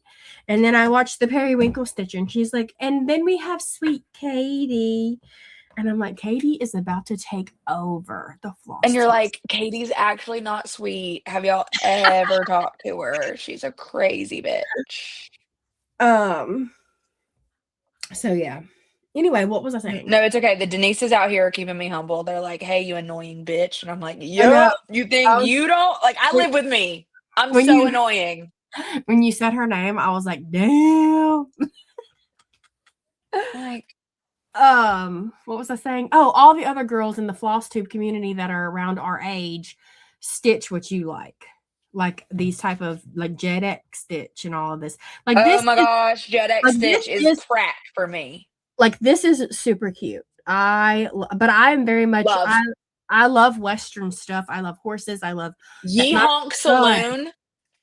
my It is son. cowboy boots on a fucking goose. Like, that's hilarious. It is, but in my head, I'm like, I would not hang this up in my house. So I'm taking it to my office. Though, okay, I don't have one of those. I mean, I have. I need dopamine in the office. I want to be able to be yelling at somebody, and then I look over and I just see a little goose in cowboy boots, and I'm like, "Yep, I needed that. I did." Like, this is my office, right? But on my wall where all my decor is, it's like granny stuff, so like samplers fit. But if I were to stitch, No, right now I have my this little light of mine dumpster fire sitting on my desk, just reminding me. Now this one. Sing it to me, babes. Now this one I would stitch. Oh my God. I messaged her, Miss Robin, Little Robin Designs. I said, my jaw hit the floor, my wallet flying open. I need this immediately. And she was like, oh my God, I felt the exact way when I saw the original because it's a reproduction. I was like, oh my God. This oh my God. one, and then it reminds me of. Let me pull it up. That one is my favorite. That Little Robin's Design ones. Refletissoir. Yes, exactly. There's one that it reminds me of that's by Refletissoir, but I don't see it. It's the one that has the big vase. Anyway, but also Kathy Barrick has one called From Velvet to Linen that I really want to stitch as well. The flowers kind of they throw me off on that one. They do, but it to me it worked. A lot of samplers are like that though. They like look it's the geode flowers. Yeah, like this one. Like it's weird looking, but it works. 100%. Like this, I'm gonna take this out and put something else here, and then I'm gonna put my daughter's information here. And so it'll be information. Like it'll be my daughter's name. It'll be her social security number. Yeah, that too. Because it just this looks like it would be cute in a little girl's room. Absolutely. So that's what I'm going to do for this one. And no, 100%. I am dopamine stitching. That's I am in my 30s and I could not. And you have to like the reason why I appreciate these so much is you have to understand this was stitched in 1844. They didn't have graph paper. They didn't have computers. They didn't have programs to they literally just out of their assholes sat there and stitched this without You know, I don't know if it came out of their assholes. any patterns or nothing. They just an 8-year-old little my daughter mixes up B's and D's. There is no fucking way she would be able to do it herself. You know what I mean? Oh my God. I had to give my 7-year-old a whole talking to the other day because she keeps getting all of her numbers and her letters backwards. And like, that's fine. I know it's a learning thing. They're working on it. But it really pisses me off. She's 7. When like the thing, like, it's like, okay, what number like is right? And all of the choices are right here. And it's like 38. And then you write an inch away from it, a 3 that's backwards. I'm like, girl, you can cheat. Too. It's right there. And I had to give her a whole talking to. I'm like, look, you are just going too fast. I think it's common. My daughter rushing. My daughter writes all of her numbers backwards and some of her letters backwards. And I personally think it's because they're looking across from them a lot of the times and watching how their friends write them and reading it upside down. And so like, that's why they're doing it. I don't know, but my daughter does it as well. And I'm constantly having to make her erase it and rewrite it. And I'm like, you know, but then my son does it. And I don't know. I feel like it's normal. I don't know. For that age. Because I even talked to her teacher. I was like, my daughter cannot focus on nothing. Like when I'm sitting there reading something to her, she's thinking about fucking unicorns in the sky. She cannot focus on nothing. I was like, I don't know if she has ADHD. I don't know what it is. And her teacher was like, it's just normal for their age. It's some kids their age or above, you know, like are ahead of them a little bit and they're on track, but normally they're not the oldest kid. And I mean, they're like Emerson doesn't have someone older than her to mimic, to learn from. She's the oldest kid. So it's like Carter learns from her. Emerson, I mean, there's me, but like, I'm not sitting around writing love notes and letting her copy me, you know, like it's different. I don't know. Maybe she should be cross-stitched. And she has. I've been teaching her. She has a little rainbow that she's trying to learn. Loves to do it. She can't even. And let me tell you what. So I got them little cross stitching kits. Emerson's is a rainbow, and it's like printed on there, and you just cross stitch over the color, right? And I'm like, you have to make X's and make sure your legs go all the same way, right? If you start out from going left to right, then every single X on the entire project has to be from left to right. And she don't care. She just does it however. I was like, okay, maybe that's not a big deal. Then I notice her just jumping straight across, skipping 17 fucking holes. I'm like, what are you doing? I'm cheating because I'm bored. Helena freehands like axolotls and shit on hers. Like, it's the craziest thing. It looks awesome. But no, she has completely said, I forsake you and your cross-stitch X's. She is just, it's embroidery at this point for her. And I love it. I absolutely love it. It's so hilarious. But then she comes over and sees mine and is like, why did mine not look like that? I'm like, girl, because you couldn't follow directions if they smacked you in the face. I just finished my long dog. Well, it's a medium dog, but you know.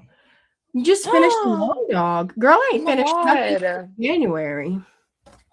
I finished a corn dog last night, but that's about it. I've been working. This is how disciplined I've been. Now, during this time of reading Pride and Prejudice, I haven't been cross-stitching because I've been, in my spare time that I've been reading, right? Where's my planner? So, because I'm filming my floss tube on Friday, because I'm trying to do every spoiler alert. Every 4 weeks. That's why, like, in the Discord, I haven't been sharing a lot of my stuff because I want it to be like a surprise, you know? But so I told myself I was only allowed to work on X amount of projects. That way I can get more work done on those projects if I'm only working on 7 versus if I was working on 15. You know what I mean? Okay. Have you stuck to that? Let me count how many I've been working on. Where's my paper? See, I'm doing the opposite. I'm literally monogamously stitching on this fuck-ass aquarium. I was working on... Okay, so... Jenny, I will DM you a link. In what, babes? Hang on a second. 1, 2, 3, 4, 5, 6. Oh my God, 7, 8, 9. So 9 projects. 1, 2, 3, 4, 5, 6, 7, 8, 9. I've only stitched on 9 projects in 4 weeks. And to me, it will be 4 weeks come Friday. And 3 of them are starts.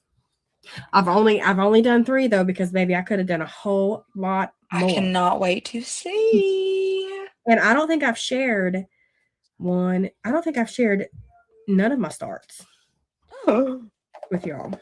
That kind of feels like a betrayal, but I because understand. I want it to be a surprise. I know. I'm gonna test you because I'm gonna mention something, and if you're like, I didn't even know, I'm gonna be like, then you didn't even watch my whip parade, and you lied to me.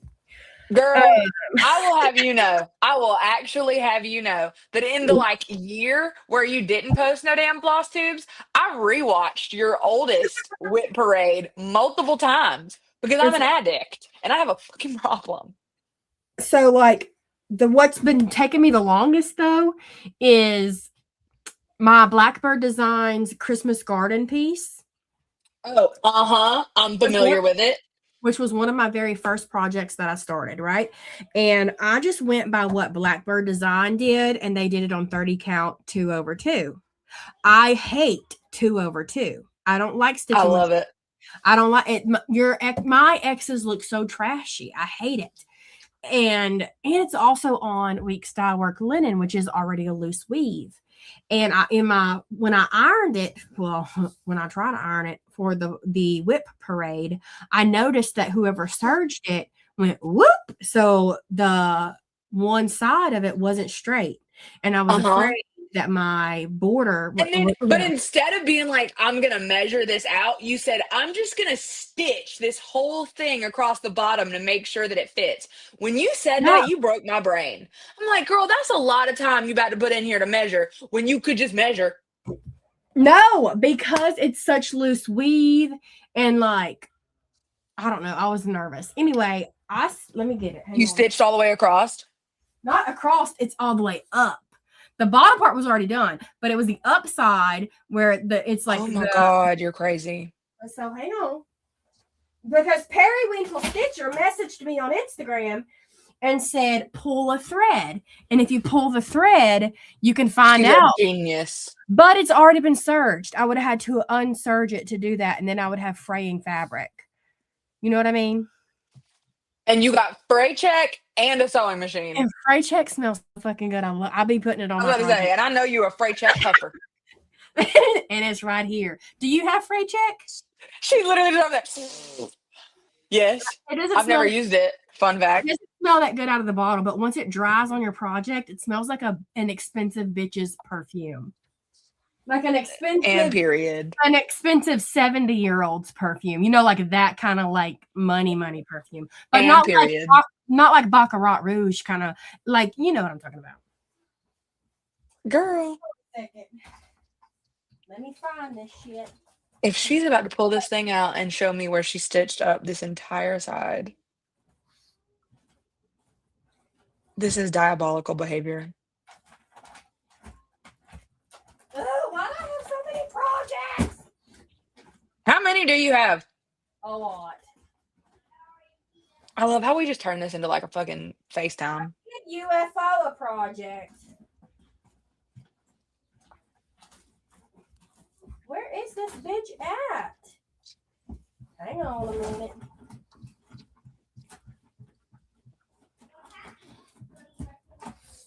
Oh my God.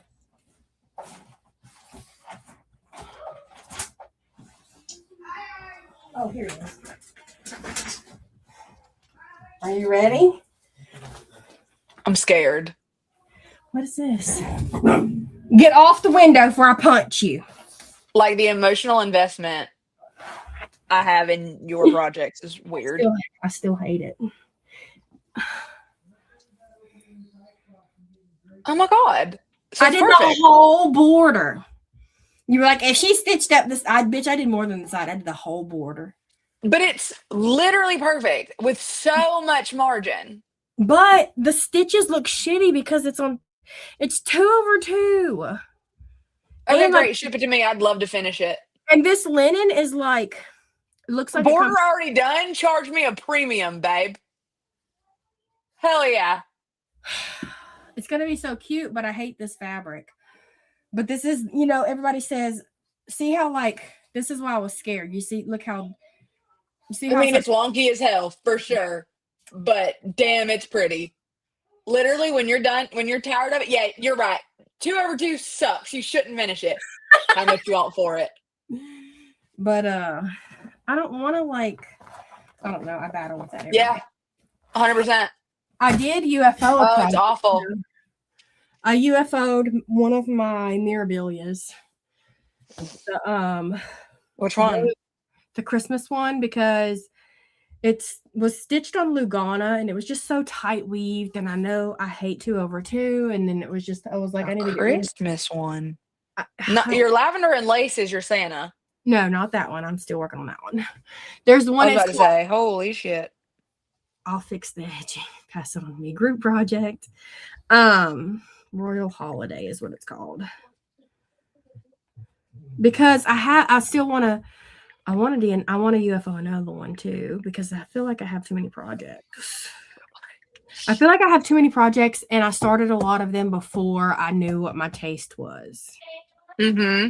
So remember, I had this one going, which I like it, but in the grand scheme of things, would I hang this up in my house? Probably. She pretty.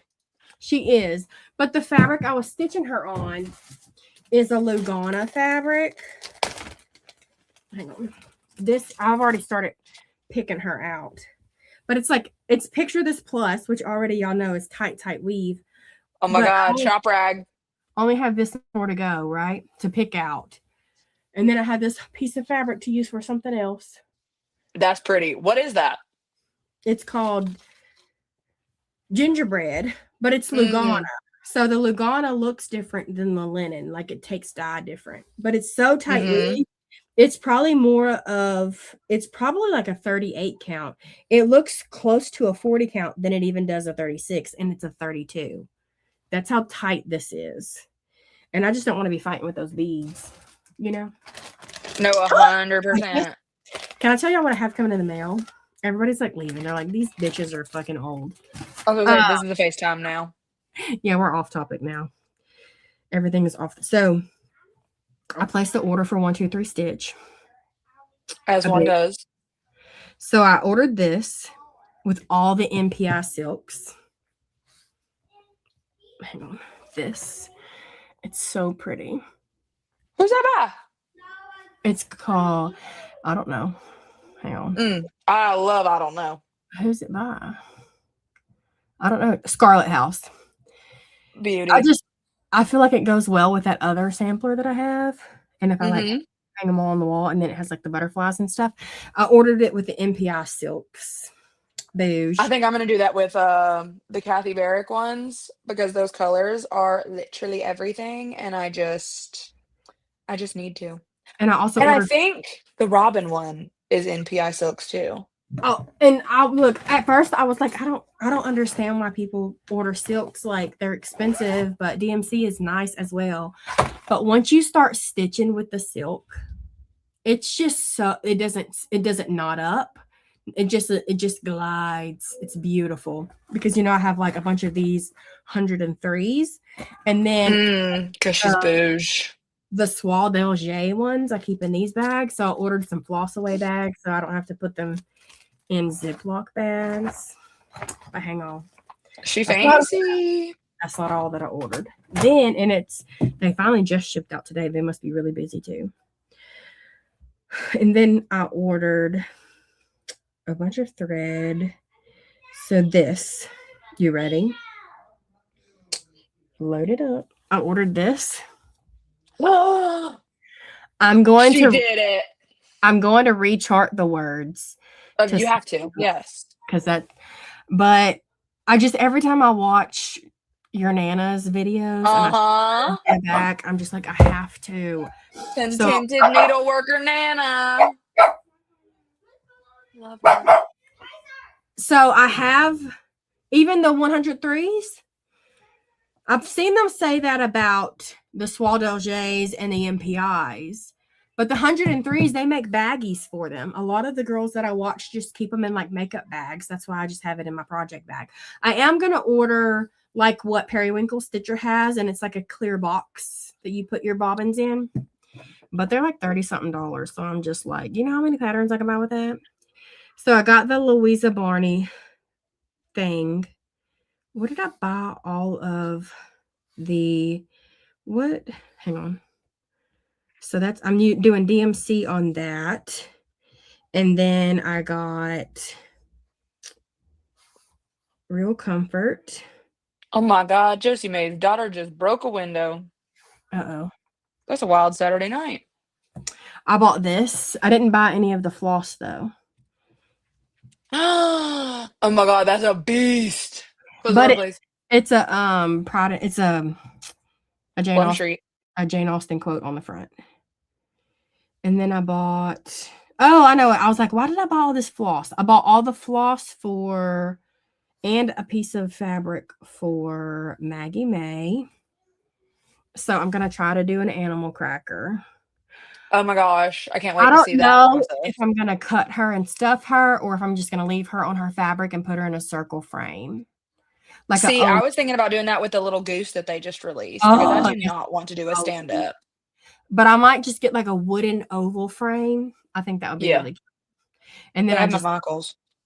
Wait, I got one. So you know how they give you your order like this. So I'm having to click through like all of your links. Hang on. I know I ordered 2 more. So I ordered 40 count brown sugar linen, the Louisa Barney, American Welcome. That's what I ordered. This one as well. It's by Plum Street. Oh, cute. That looks like the I want to do the Plum Street live on little or whatever. Yeah. But I love a lot of her stuff. You can tell they are so stitch heavy. You can tell. Yeah. I thought I ordered another one. American Welcome, an American Sampler. And then this one. I love this one because of how old it looks. That's so pretty.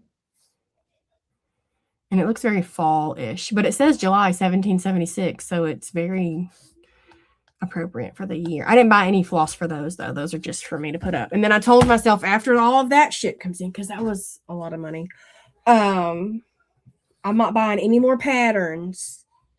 If I want to buy anything else, it is to kit up what I already have. That's the goal. 100%. All right. Bye, Josie Mae. Make sure you come back.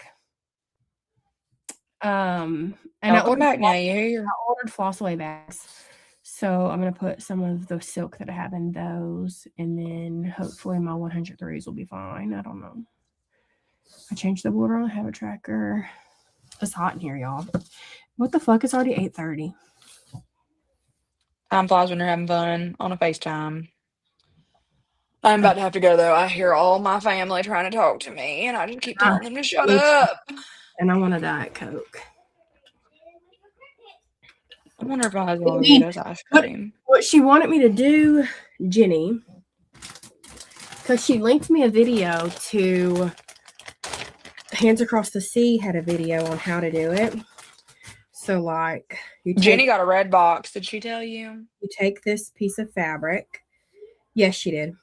And what you do is see how this is cut. So this is the other half of my fabric for one of my samplers that now I could put another sampler on. Okay. You take a piece of thread here and you pull it and it pulls all the way down. So I would have had to pull all of the off in order for the thread to come down. I cut this one though, and I cut it. So what I do is I get my tiny scissors and I look up close and I sit there and I cut on the exact line all the way up to make sure my cutting is straight. And theirs is crooked. And theirs is crooked. I'll fix the edging. I don't have. Okay. No, that is a complaint I have. I need to be a little brat. I bought. It was like at one of like the spring mingles or whatever event that Lindy Stitches does. I bought a bunch of the lap and loops fabric. I never tried it. And me neither. So I got a few to try out. And every single fat quarter that I got came not serged. The only place I know that serges their fabric is 1, 2, 3 stitch. I got spoiled by 1, 2, 3 stitch. And I was like, what in the actually this right here is lap and loops unserged from Lindy Stitches. And I'm like, look, y'all. Nobody does. Hold on. And I've complained about this countless of times. I'm like, if you are a fabric seller, like, and then also, so I order a lot of, so my first place to look for fabric is always 1, 2, 3 stitch because of the fact that they serge. And they're cheaper. I don't know what 1, 2, 3 stitch is the cheapest place to buy cross stitching supplies. Well, I tried to, I want to be spreading the love. I want to be supporting all these small businesses. And I said, whoa, I don't like this experience. 123 Stitch is considered a small business. I know, but it's the thing that everybody does. So I try to be sharing the wealth because I'll be placing all my orders If at 123 Stitch doesn't have it, so like 123 Stitch, when they get needle and flax, sells out same day. When they get a bunch like R&R, sells out same day. So a lot of the times I have to go, and the first place I go to is Hollis Hands Create. She doesn't search her stuff either, but I find that her cuts are straighter. They're not perfectly straight, because this is the one I'm working on, Liberty by Brenda Gervais. On Sandcastle by who? Fox and Rabbit. But then That's my fave, that old sandcastle. But then so I also ordered from another store that's very popular on Etsy. I ordered a fat half. So this is like $70 piece of fabric, right? That's the fat half ones. Mm-hmm. Yeah. Anyway, so I paid $70 for this one piece of fucking fabric to put Consider the Lilies on. It gets in and it is cut so callywumpus. It's like 3 inches of fabric is no longer usable because of the way that it's cut. And so to Consider the Lilies, you have From to get where? King's Needle Art. Hang on, I don't remember where it's from. But you ordered it off Etsy. Off Etsy, okay. And it's from a popular seller. And King's Work. Hang on, I'm looking up my orders. And it's the piece of fabric that I have my Consider the Lilies on. Kingsland Needle Art. Okay. And I messaged her about it. I was like, the pattern that I needed a full fat half in order to have a 3-inch margin. And I can't even use this entire piece of fabric because if I start in the upper right-hand corner with a 3-inch margin, by the time you get to the bottom of the pattern, you only have 1/2 inch of a margin because of how crooked it was cut. And she was like, she came out very snobby. I will never order from her again. She was like, if you are like experienced cross stitcher and you order fabric from any shop, you know that we just measure and cut or some shit like that. And it's never guaranteed to be a straight, I don't know, like it was a very like pissed. And I'm like, I literally just paid you $70 fucking for a pissy ass attitude. No, thank you. Okay, hold on. The golden needle. I need to make a note because yes, I expect a thread to be pulled and it to be cut according to the measurements it is supposed to be on. Holy shit. I just did. So I'm in the, I was in the Patreon group or whatever for Roxy Floss Evertotes, that seller Dyer. And so I've gotten a couple of their monthly. But Yeah. their tariffs make them so high. Uh-huh. But now that something has passed, I think the tariffs are going away. Well, I just paid a fuck ton because they did. So I got a couple of their monthly boxes or whatever where they do thread and fabric, which chef's kiss. I love them. They will be in my next floss tube. But they did a D-stash for a bunch of their like one of a kind or their like slightly off they're colors. in their Patreon? Yes. Are you And part so of Patreon? no, actually, I just had a talking to myself about all of the different Patreons that I'm in. So now I'm not in their Patreon anymore because I was like, Katie, holy shit, because I just spent so much money on their little like D-stash auction thing. Because they were selling stuff by the yard, the half yard, and the quarter yard at like 35% off. And I was like, well, I just have to. And not sure when that's going to be here, but when it is, I'm going to need y'all to tell me what I'm putting on all this shit that I just bought. Because I went buck wild. They said it's a discount, and I said, yes, I'm going to need it all. I almost ordered from them yesterday, but I talked myself out of it, of a piece of their pub crawl fabric so I can do peacock, unicorn, and a badger on it. Mm-hmm. I realized how big of a piece I would need if I were to stitch it on 36 count. And then it was like, and then people were like, well, they passed us something. Look, I don't like. I I try to literally paid like $50 in the tariffs yeah, on my order. and that's going away. So then I was like, let me just wait for that to go away then, and then I'll order it.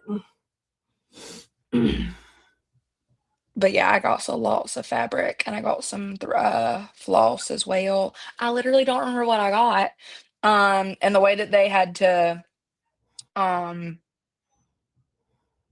whatever it's called, send you your order, just had it in like generics. Like I got 3 quarter fat quarters and then I got 2 half yards, blah blah blah.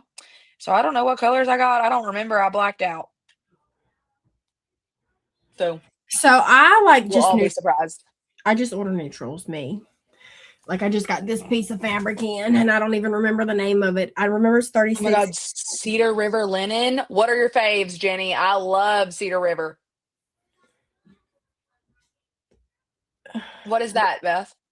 I don't remember. It's 36 count. It came with my Susan Little. This is like an exclusive pattern. They were only releasing it for a week, and then after that, you can't get it no more. And it came with the fabric and the floss, and I bought the whole kit for $150 fucking dollars. Hell yeah. Don't say hell yeah. That's expensive. Girl, I literally spent like 300 and something on that damn Do you guys Evertotes order. stitch? That's what we're talking about.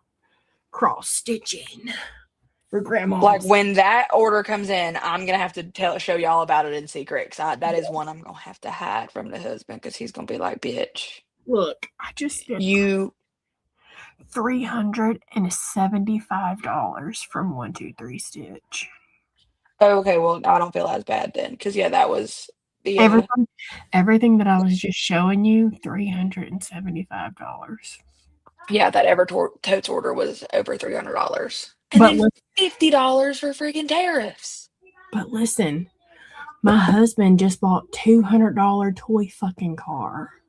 So Like a RC car type thing.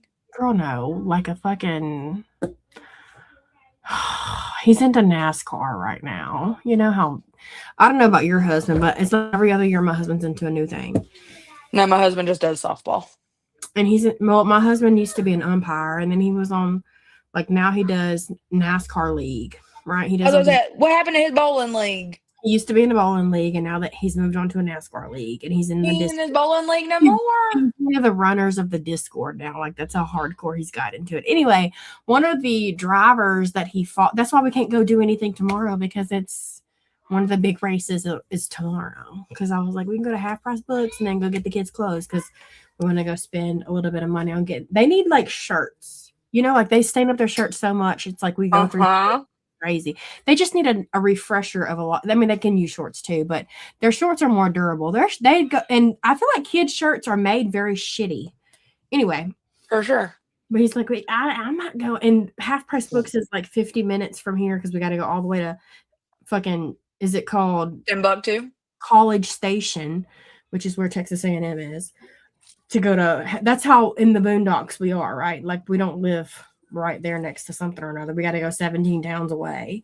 Anyway, girl, I know how much the price is of your Redbox because it was in my cart.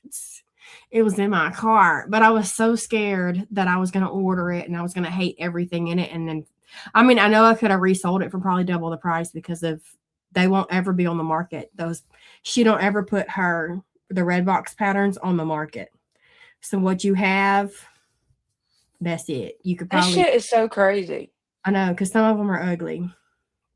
But I feel like I was watching the ones that Jenny sent me look so cute. But they have like even gift certificates came in the box. So like you get gift certificates to like Cedar River linen and stuff like that. So I feel like it's worth it.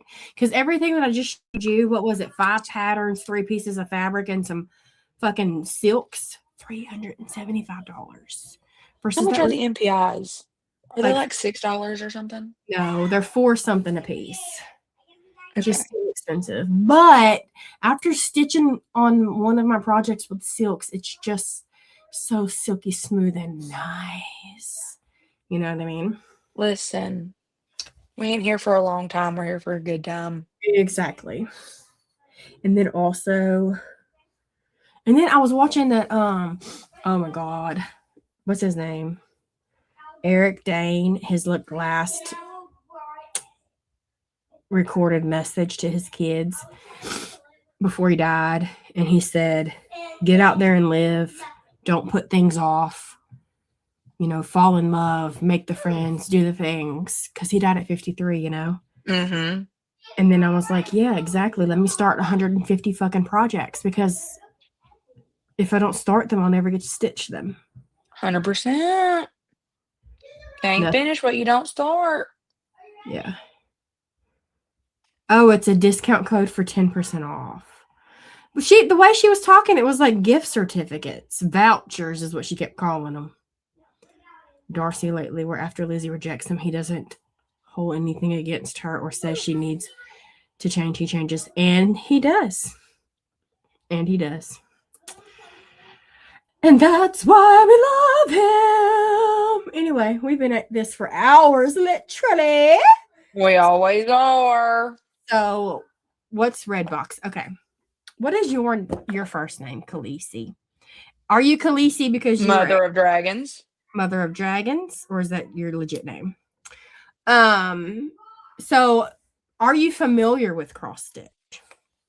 So the Red Box. So there's this company called Hands A Across. DVD rental service. It was. There's this company called Hands Across the Sea Samplers, and what they do is they find really old samplers and they rechart them and release them so that you can stitch them. Okay. So it's like a company that produces patterns. Well, it seems like the past couple of years, every year she has this red box. And in this box comes a handful of exclusive patterns. You get vouchers and you get like a couple little, like a baggie, cloth for your glasses and things like that in there. And you pay like $400 damn near, and with like taxes and stuff. Well, now you're telling all of Jenny's business. Sorry. Well, I don't know the exact because it comes from over the seas. So you probably got to pay tariffs and everything else. So you probably pay over the seas. It is across the pond, whatever you want to call it. And it's essentially like a box of exclusive patterns. Which I love. Hands Across the Sea. I am stitching a few of their projects. I'm so excited to witness y'all's hats eras. Like, this is one that I just bought that I think is going to look so fucking cute because it looks so funky. Look at those colors. I was about to say, those colors is all that I want. I want dopamine stitching only. Funky. And it's like she's reading a book in this little motif and petting what looks like a cow, and it's got flowers. It's so funky. But this is what Hands Across the Sea is. So you get like a good 14, she says, 14 charts. And these are like $40. A curated sampler wall. Oh, I can't wait to see them all together. That would be really cute. But you get, anyway, so like this pattern was like $30. So to get 14 charts plus a little extra doodad stuff for the $300, I feel like it was well worth the price. As long as you like what comes out. Okay. I hear my husband and all my kids losing their mind right now. All right. Y'all have fun. Stay safe.